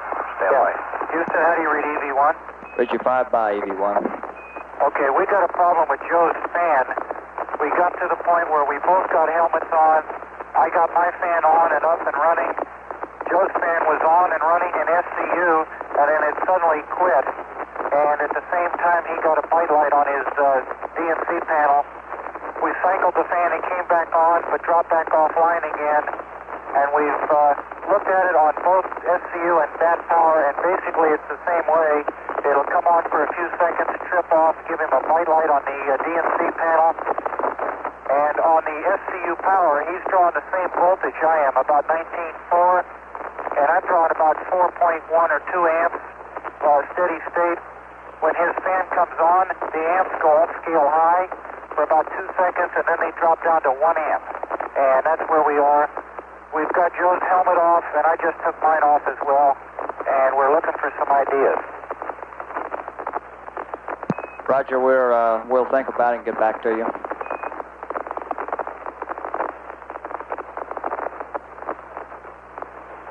And Roy, can you read EV2 now? Roger, you're 5 by, Joe. Can you read EV2? Roger, EV2, you're 5 by, how many? Okay, you can hear the fan increase and decrease in speed as though it were lugging before it shuts off.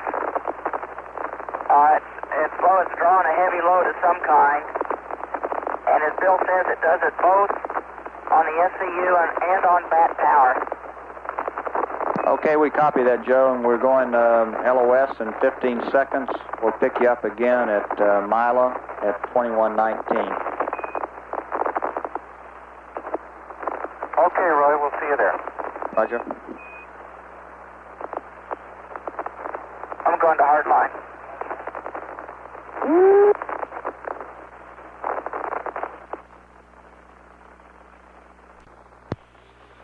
This is Shuttle Control.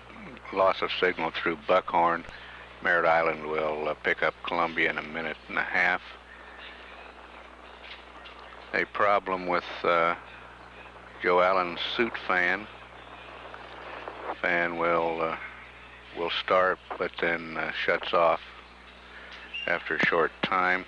That problem being studied here in the control center. Both EVA crewmen, Allen and Lenore, have removed their helmets. Bill Lenore reported, so they are not now pre-breathing. That pre-breathing had been scheduled to start at 3 days, 21 hours, 10 minutes, about 8 minutes ago, 8 or 9 minutes ago. But their immediate problem now is to solve the fan situation. We should have acquisition through Mila in about 30 seconds. We'll stand by.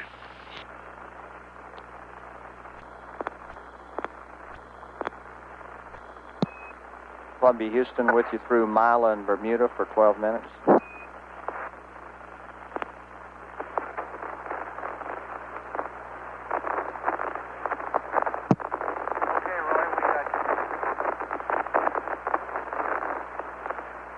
Roy, we're hearing you. How do you read? You're 5 by now. Roger. And Vance, we're still looking at the problem here. In the meantime, we recommend you go back to Bravo DAP, Bravo 6. Understand, Bravo 6. Okay.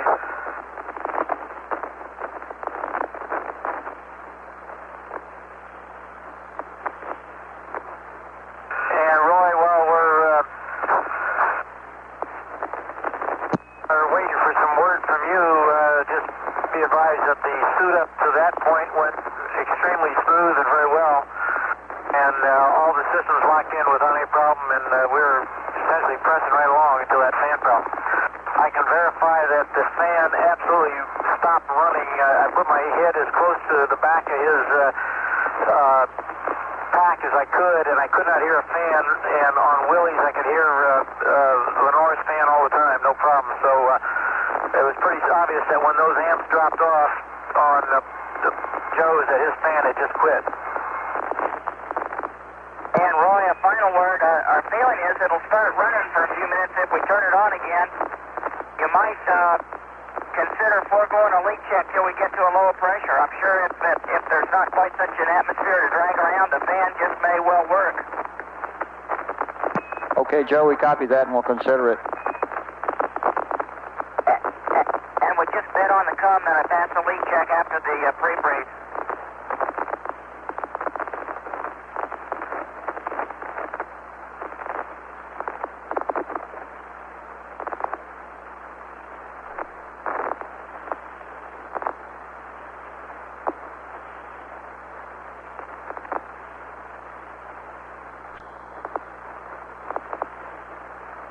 You and I are hot to the ground.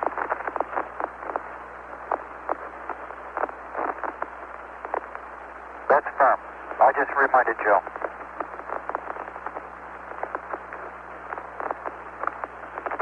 We're hearing everybody and hot to everywhere.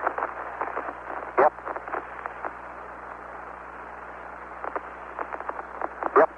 It must be. I'm hearing you.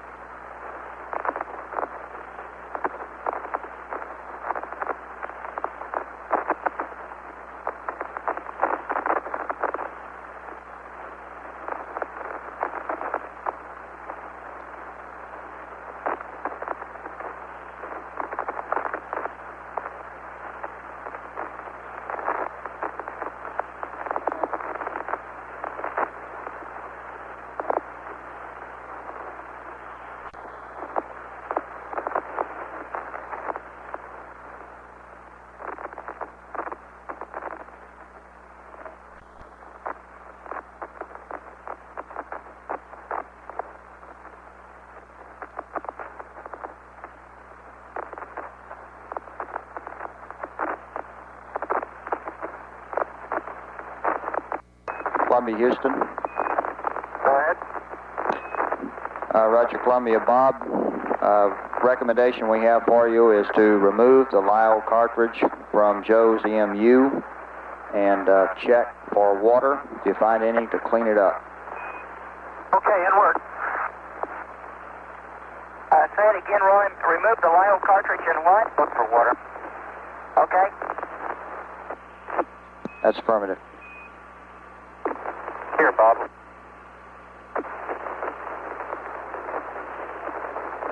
You want me to come off the wall and get out of here? Yeah, get me off the wall and lying down, and then Bob can work.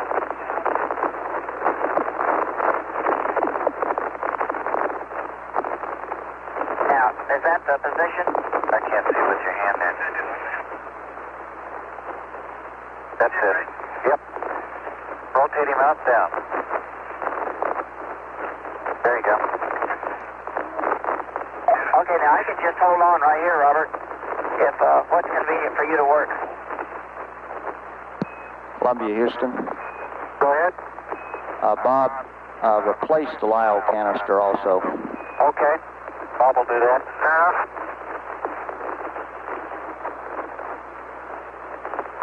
I can hang on right here. If you can reach it. Hey, Roy, can you tell me where the replace, what cabin, so I just have to go to it for the replacement LIO, please?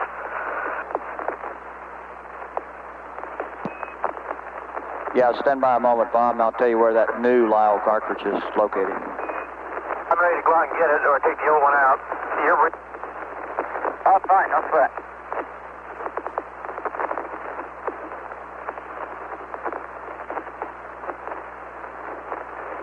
Columbia, Houston, also, Bob, when you have that canister removed, we want to check and see if the fan will run with the canister out before you put a new canister back in.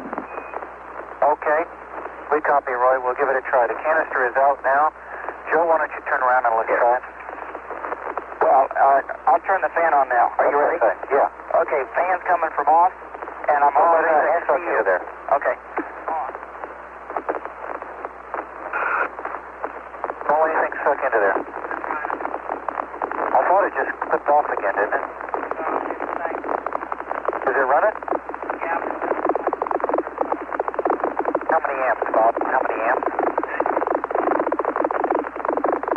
Yeah, EV2.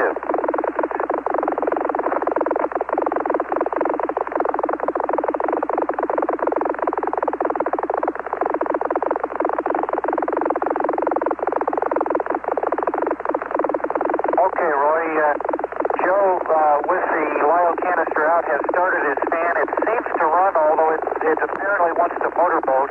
He's drawing 4 amps, but intermittently low. Okay, copy 4 amps, but intermittently low, and the fan is tending to motorboat. Now, wait a minute. He's drawing 4 amps, but it's cycling down from 4 to 3.8. You can hear a little bit of chugging on the fan, but not much. It's almost steady state. Okay, good. Okay, give me that the spare LIO one, please.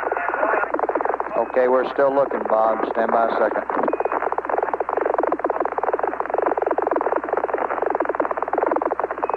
Okay, Bob, that new LIO canister's in MA9 Lima. Okay, hey, Roy, Joe reports he can hear it motorboat, and it sounds like water. Roy, stand by. Say that number again, please. MA9 Lima.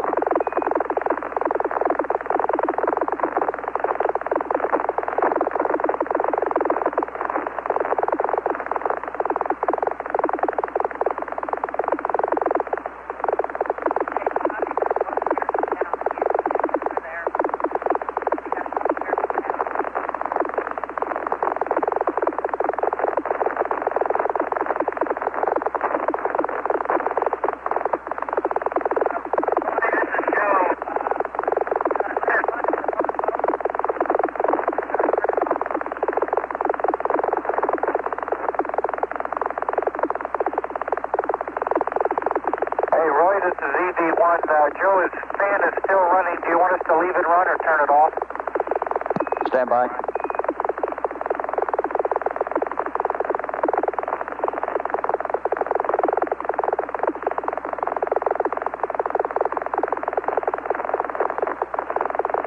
Columbia, Houston, recommend you turn it off for the time being. Okay, Roy. Turn it off, Joe. Okay, his fan is off. Roger, we could hear it. We got a lot of static, as I'm sure you can hear. That's affirmative. We can hear it when the fan's on.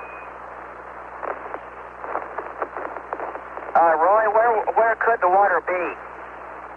Anywhere in that loop.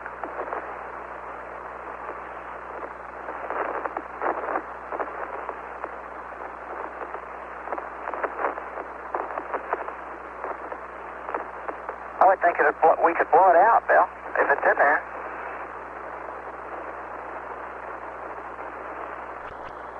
It's got a water separator, matter of fact. Okay, Okay, Roy, I've got the spare Lyle ready to go on any time. I do not see any visual water anywhere in the back at all, and I've looked as far up into those holes as I can. Any place else I can look? Stand by a moment, Bob.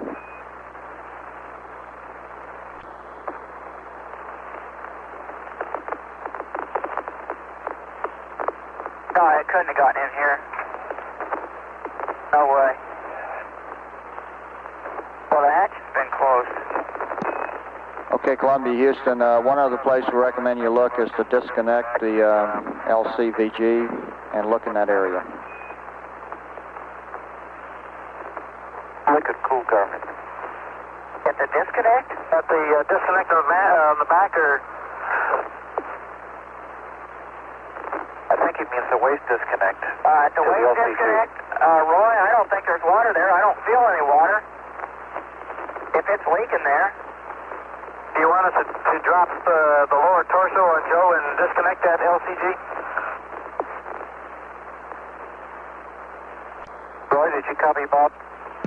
Yeah, we copy, and we don't have a good recommendation before we go LOS here. We got about 5 seconds. We'll pick you up at the car at 2135. Y'all just look for water wherever you think there's a good chance you might find some. Thank you. What did he say? Okay, and Roy, we don't have any free water in the cabin now. I understand.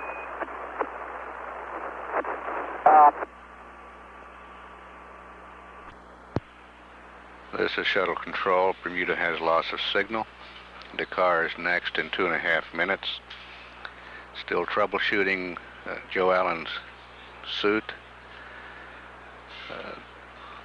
The EVA controller here in the Mission Control Center believes the problem is either water in the fan or an electrical short.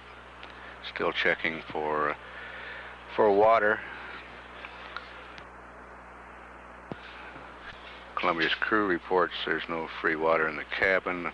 They found no water when they removed the lithium hydroxide canister from the extravehicular mobility unit. They are considering now checking the liquid-cooled garment in various places to see whether they might find water. We'll stand by for communications through the car in about 1 minute and 20 seconds. At 3 days, 21 hours, 33 minutes, mission elapsed time. This is Shuttle Control, Houston. Roy, this is Bob. How do you read? Okay, I read you 5 by now, Bob, and we've got 3 requests for you. I'd like to make a comment first, if you want to listen. Go ahead. When we turn on his fan now, we tried second on the side that you would be blowing out on the fan there. When he turns the fan on, there's definitely a suction on the one on the port. As I look at it on the right side, the starboard side. But but there's no air apparently coming out the other side, like there's a blockage in there of some sort. There doesn't appear to be any air coming out of the left port. Okay, we copy that. Now go ahead with your request. Okay, we wanted to know Joe's current configuration. Oh, he's off the wall, holding on to the handrail. The helmets are off, both guys. And I've got his Lyle canister off right now, and I've got the new Lyle canister sitting on the floor ready to put in. Now, when we ran the fan that time, the amps came down to 4, but they cycled a little lower that time than the first time. They cycled from 4 down to about 3.2 and then back up to 3.4, 3.8, and they seem to be a bigger swing than the time before. Okay, we copy. We'd like to know if the bite light is on continuously. Houston, do you read EV1? Roger, read you 5 by EV1. Okay, the bite light, I believe, is only on when the fan is on. Yeah, Joe's indicating that's correct. We've had to go to a hardline and turn UHF off here. But the bite light is on only when the fan is on and running, or not running, as the case may be. Okay, but when the fan is on and running, then it's on continuously. The provide his own That's continuously. affirmed. That is affirmed. Okay, the other recommendation we have is to try to switch SCU and see if Joe's fan will run on the other SCU. Okay, we had thought of that, and we didn't quite get to it before you came up ALS the first time. We can do that right now. Roger. Okay?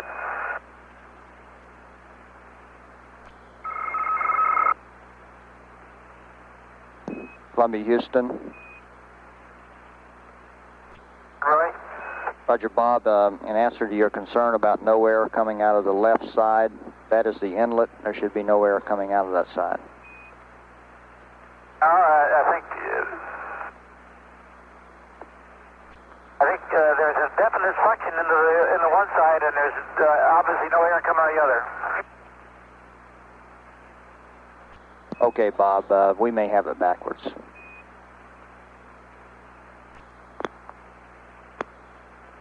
Columbia, Houston, we're 30 seconds LOS. We'll see you at Indian Ocean at 21:57. Okay, Roy, we swapped SCUs, and Joe's fan still behaves the same on the other SCU. Okay, we copy. Continuous flight light, and we can hear it motorboating. Roger, and we'll be back with you at IOS. Okay, I'm going.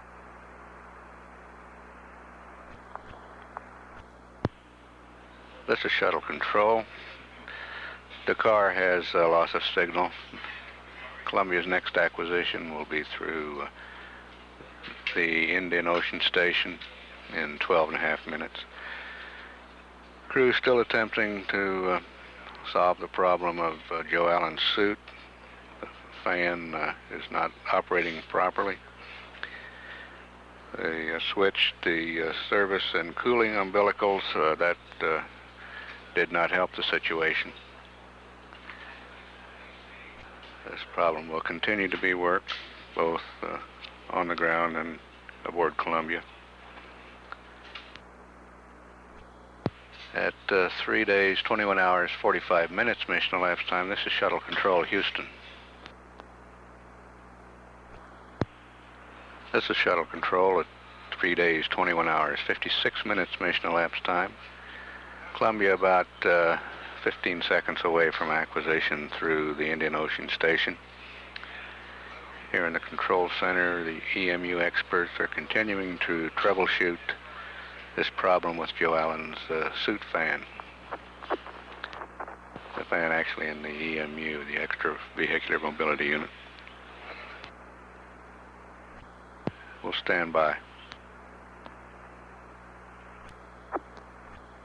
Columbia, Houston, with you through Indian Ocean for 2.5 minutes. Go ahead, Roy. Okay, we don't have a solution for you yet. We're still working the problem and would like to continue working the problem for the next hour or so. One thing we would like for you to do, though, is to set up for UHF COM at Yargadee. Okay, we'll get that. Roger, we have real bad interference over the Atlantic and Africa. Roger, and we could hear a lot of that, Vance. Okay.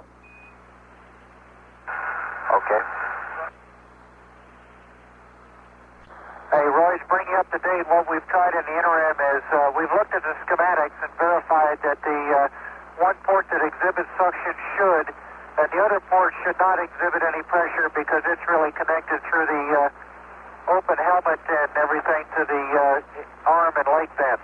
So the fact that no air was coming out there is not significant. Roger. And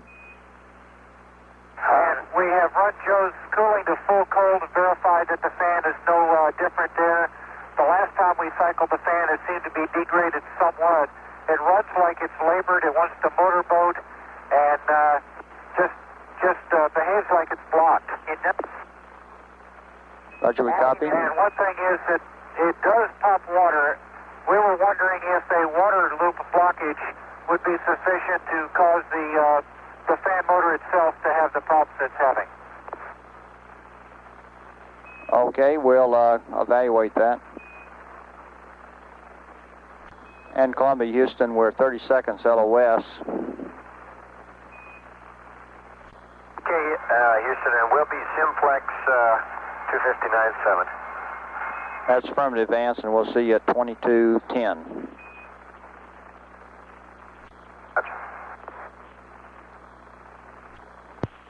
This is Shuttle Control. Columbia out of range at the Indian Ocean Station. Yargady is next in 10 minutes. No solution yet to the fan problem in Joe Allen's suit. We'll continue to troubleshoot that.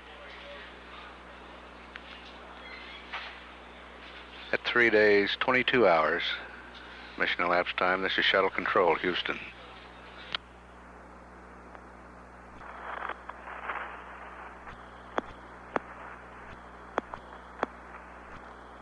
This is Shuttle Control at 3 days, 22 hours, 10 minutes mission elapsed time. Standing by for acquisition through Yargady.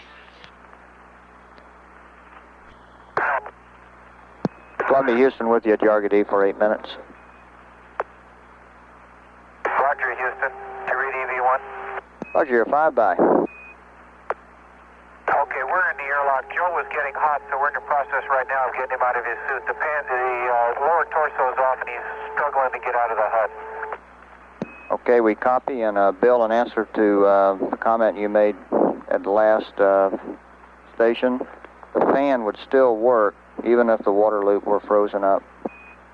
That's what I thought. That magnetic coupling, it just isn't strong enough to stall the fan motor. And we have found no water anywhere. Okay, we understand, and we are still investigating, trying to find some way to get possible trapped water out of the fan, and we'll be back to you as soon as we have finished those investigations. Okay, and the last time we tried to cycle again, it does the same thing, and it motor boats at, I would say, like, it sounds about a 5 hertz motor boating. Okay, copy.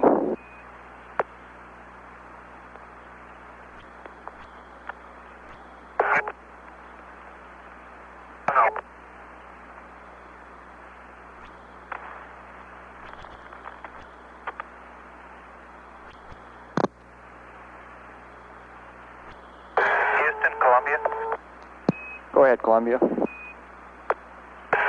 just one thought here, just looking way ahead here. In the event that we don't get this problem fixed, to give you an hour's anticipation, you might anticipate a suggestion for a short solo.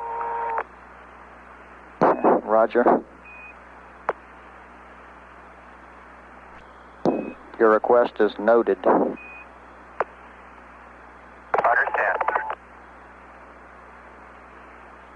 It was just a suggestion, Roy, not a request, a suggestion in the interest of the program.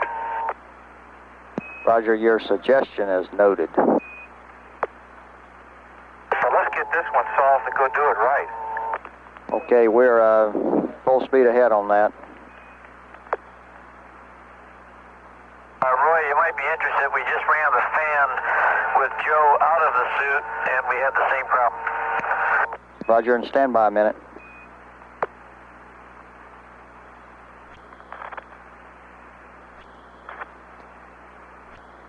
Columbia Houston. Go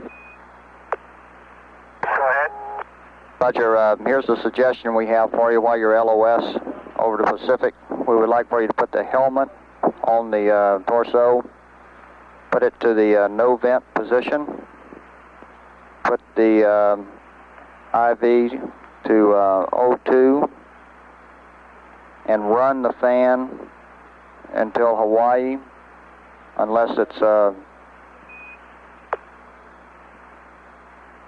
stand by. You cut out at the end, unless the fan is what? Stand by. Okay, Columbia Houston, we've got a slight change in that plan. Helmet on the torso in the no vent position. Leave the O2 actuator off.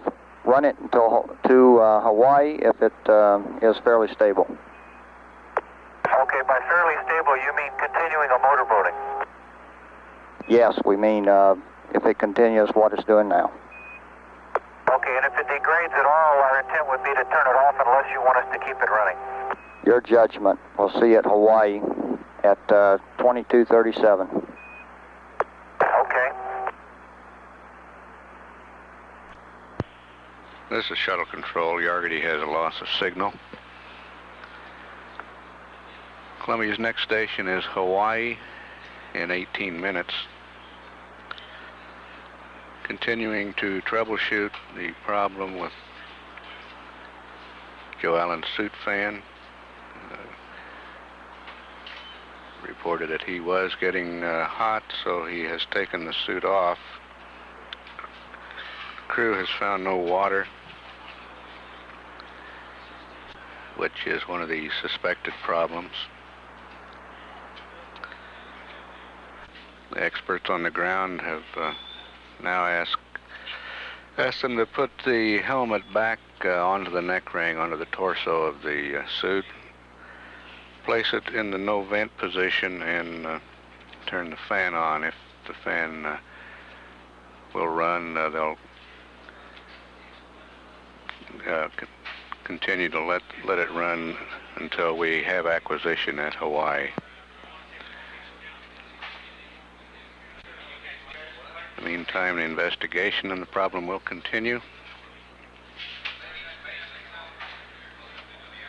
At 3 days, 22 hours, 20 minutes mission elapsed time. This is Shuttle Control, Houston. This is Shuttle Control. We have acquisition through Hawaii. We'll stand by. Columbia, this is Houston with you through Hawaii for 5 minutes. Okay, Houston, this is Columbia. We got the report on what's happened with Joe's suit here. Go ahead, Bill. Okay, we ran the fan, as you said, with the helmet on the no vent flow, powered from the SCU, and it ran for about 4 to 5 minutes. It gradually deteriorated and then flat quit, and we turned it off, and here we are. And it'll start, but then it'll more or less immediately die. Okay, Bill, let us think about that for a minute. Okay, we just started it again. It died down into a motorboating status, and it is right now motorboating. It's very slowly deteriorating. I can hear it clicking. You can probably hear it clicking in the comm, and it's in the process of dying. Yeah, that's affirmed. That sounds like that motorboat is just about dying. And while it's motorboating, what are you somewhere? What are you? Yeah, and while it's motorboating, it doesn't sound like a stalled fan because it's drawing less current, not more current, and the last bit where we were motorboating at about 1 hertz, it was swinging from about 1.5 to 2 amps. Okay, Bill, we copy. Yeah, make that 1 to 2 amps, and 1 is the basic draw of the DNC panel here without a fan on. Okay, your question is what's the current draw for the DNC panel without the fan? No, we were telling you it's about 1 amp. Okay, that's good. Bob, this is Joe. Do you hear me? Yeah, Joe, you're loud and clear. Okay, I sure would like to make a strong suggestion that if it comes down to it, that Bill proceed with this. He's well trained and ought to go do it. That's a suggestion from a guy with a bad fan motor at the moment. Okay, Joe, we copy your suggestion. Hey, Roy, following up on that, doing some thinking about that very thought and looking at our flight plan here for the EVA, I would, if we did that, propose that we just do a bare bones to verify the EVA, which in essence would be the aft translation and some of the little dogs and cats. I would not be very inclined to want to put my foot into any foot restraints being the only guy out there. Yeah, Bill, we copy and we'll probably not get back to you with this pass with a plan, but we'll certainly talk to you over the States. Okay, I'm just hanging here on the wall like a bat. And Roy, Vance here, along with everybody else down there, I'm still thinking about this proposal too. Yes, Vance, we know. And while I got you on the line here, let me pass a couple of messages to you about the orbiter. Go ahead. Okay, on page 4-74 of the cap, we're already in hydraulic thermal conditioning enable. We would like to make sure that the rad controller out temperature high. We'll get a Timbu. Okay, that's okay, Vance. Okay, let's go to page 4-76 of the cap. Okay, I'm turning to 476. Okay, you've got a delete hydraulic thermal condition there on 476 for that interaction test. We want to delete that termination, and we want to stay in the thermostat mode for the nose sun attitude. Okay, let's get this straight. I started the thing, and stand by. Okay, repeat what you said again. Okay, on at about 20:45 on page 476, you've got a hydraulic thermal control system interaction test. Part of that procedure says to terminate hydraulic thermal conditioning. We do not want to terminate hydraulic thermal conditioning there. Okay, copy. Okay, we need to stay in the thermostat mode for the nose sun attitude. Okay, understand. And I have out temp high. That's been on high since I started the test about 5 or 6 minutes ago. Yeah, Vance, ECOM told me after I started talking to you there, and the Timbus are on board. Okay, and I'm standing by for the DFI thing if you'd like to start that anytime. DFI power up. Okay, Vance, you can go anytime on that. Okay. And we're approaching LOS, 10 seconds to LOS. We'll talk to you next over Buckhorn. This is shuttle control. Columbia has a loss of signal through Hawaii and will be within range of the Buckhorn, California station in 3.5 minutes. Still no joy on Joe Allen's suit fan. Bill Lenore reporting here at Hawaii that the fan ran for about 4 or 5 minutes during that test that started at Yargady, but then deteriorated and then quit altogether. Planning still underway here in the Mission Control Center about what further actions will be taken. We intend to talk to the crew about that over the United States in about 3 minutes.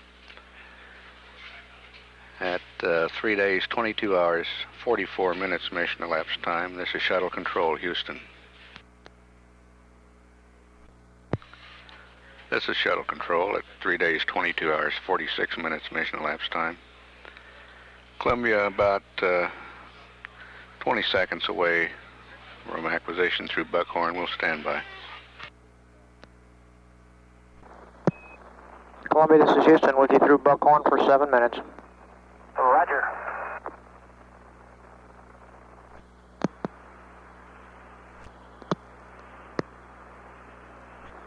Columbia, Houston. Go ahead.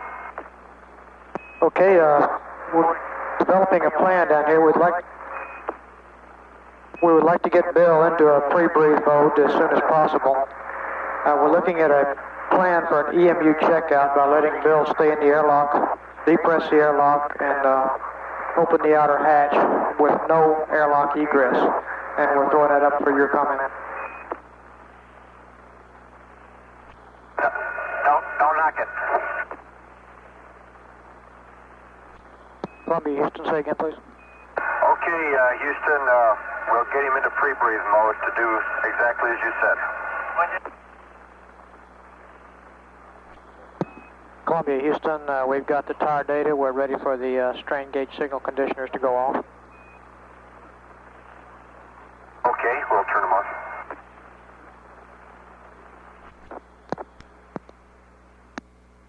Okay, Bob, I'm in the suit, and my delta P right now is 1, and I'm climbing in pressure.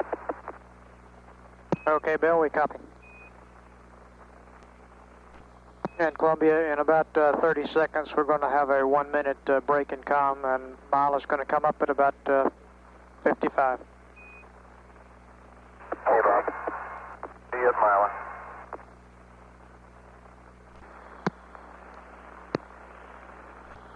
Columbia Houston is back with you through Mila. Roger. Hey, Bob, how do you read IV1? Got you loud and clear, Bob. Bob, in that motor circuit on the fan, is there a cutout on the fan somehow on the auto circuit that is the thing that's misbehaving? Because the fan never fails to start and get up to speed when you hit start, and then it dies after about 2 or 3 seconds at what sounds like full speed. You understand your question, Bob. We'll get back to you in a second. Okay, Bob, I have gone to press. My suit pressure has climbed to 3.8 on the gauge, 3.6 on the DMC panel, and it seems to have leveled off there, not 4.3. Okay, Bill, we copy. You're at 3.8 and 3.6. That's affirmative, Bob. And do you want us to do the leak check here? That's affirmed, Bill. Go for the leak check there. That okay. O2 actuator press.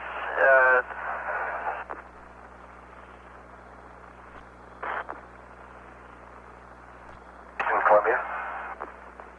Go ahead, Columbia. Bob, just one more clarification on the hydraulic thermal conditioning.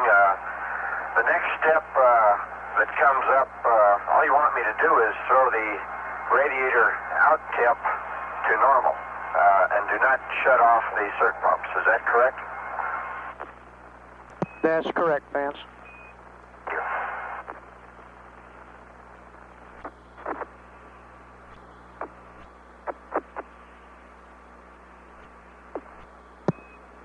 Columbia, this is Houston. Go ahead. For Bill, we'd like to repeat that check and terminate the leak check, and let's go see if we can get 4.3 in the suit. Say that again. We're in the purge now. You want to go back and do the leak check again? Bill, we'd like to see if we can get 4.3 psi in the suit, and then try the leak check at 4.3. Okay, it's Okay, I'll just stuff the first valve in then. Okay, that sounds good.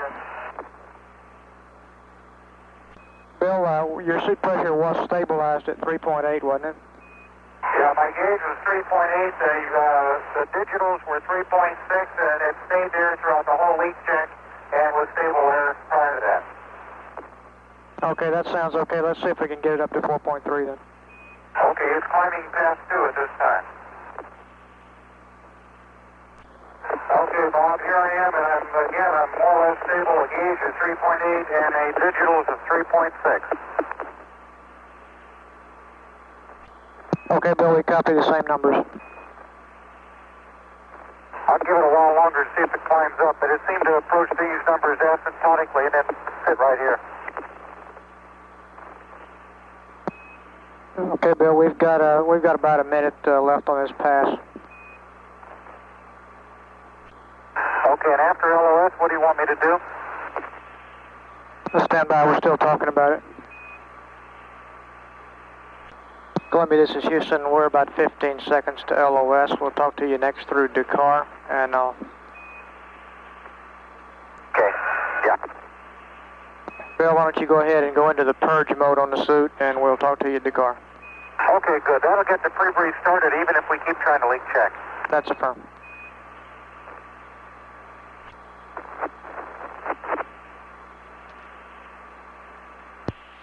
This is Shuttle Control. Bermuda has loss of signal. Columbia's next acquisition through Dakar in just over 4 minutes. Plan now would be for Bill Lenore to depress the airlock, open the hatch to the payload bay, but not to get out of the airlock, to remain in the airlock. This would give a test of the extravehicular mobility unit. We'll stand by for Dakar at 3 days, 23 hours, 7 minutes mission elapsed time. This is Shuttle Control, Houston. This is Shuttle Control at 3 days, 23 hours, 10 minutes mission elapsed time. We have acquisition through Dakar now. Columbia, this is Houston with you through Dakar for 8 minutes. Roger, Houston.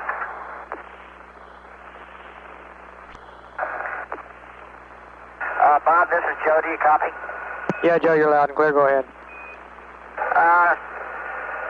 Interestingly enough, I'm curious as to what might be wrong with the fan. What's the best guess right now? It really sounds thick, and it did for the minute I turned it on. Yeah, Joe, we just don't have a good hypothesis right now. There are a couple of prevalent ideas, but I'd just rather not speculate right now. Okay, that's probably fair. It almost looks, it sounds as though it's mechanically hitting something. Maybe that something's water inside, and there's clearly a controller on it of some kind, because the controller causes it to draw less and less current until finally the controller just turns it off, and it may be turning it off because it's overheating. I don't know. Okay, we copy, Joe. Meantime, we'd like to get EMU status check from Bill. Okay, stand by. Okay, O2 position is press. EMU check. Time EV nothing. 100% power left. Time left is 7.01. 90% O2 left. 100% power left. Flat volts, 20.4.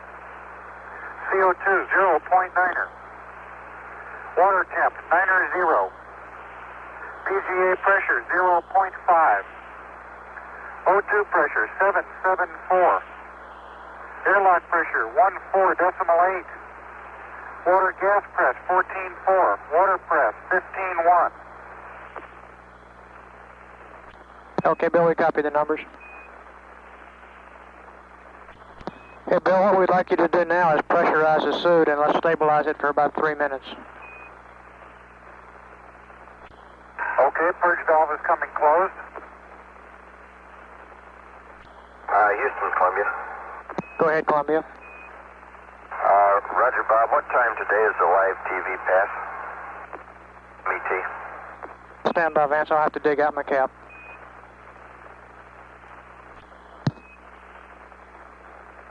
I found it. Never mind. I thought it wasn't on our message, but it is. Okay, Vance, that's what we were going to read it off of you. Okay, 0020. That's fine. And you're coming through Goldstone and Milo. Right. Okay, Bob, it's more or less stabilized again at 3.8 and 3.6, and my clock here stopped, so I don't know how long I've been at this. Okay, Bill, I'll show you with about another minute left on that 3 minutes. Okay, give me a holler when you think I'm there. Okay. That's the one thing I forgot to reset last night was to wind the watches.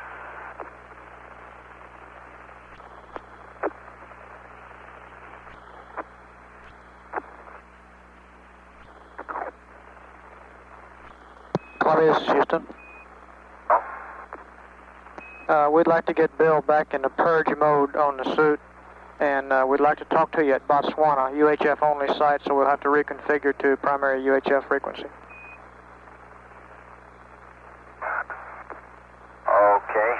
we're on that now, 259.7, and we're on Simplex. Okay, Vance, we'll talk to you at Botswana, and we got about 2 minutes left on this pass at Ascension. Okay.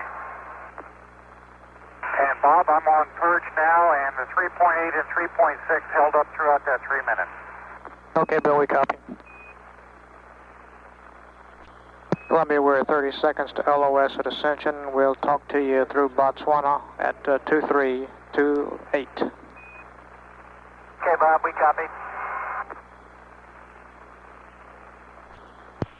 This is Shuttle Control. Columbia is out of range at Ascension. Next acquisition is Botswana in 6 minutes. The check on Lenore's suit continuing. We'll be back at Botswana. at 3 days, 23 hours, 22 minutes mission elapsed time. This is Shuttle Control, Houston.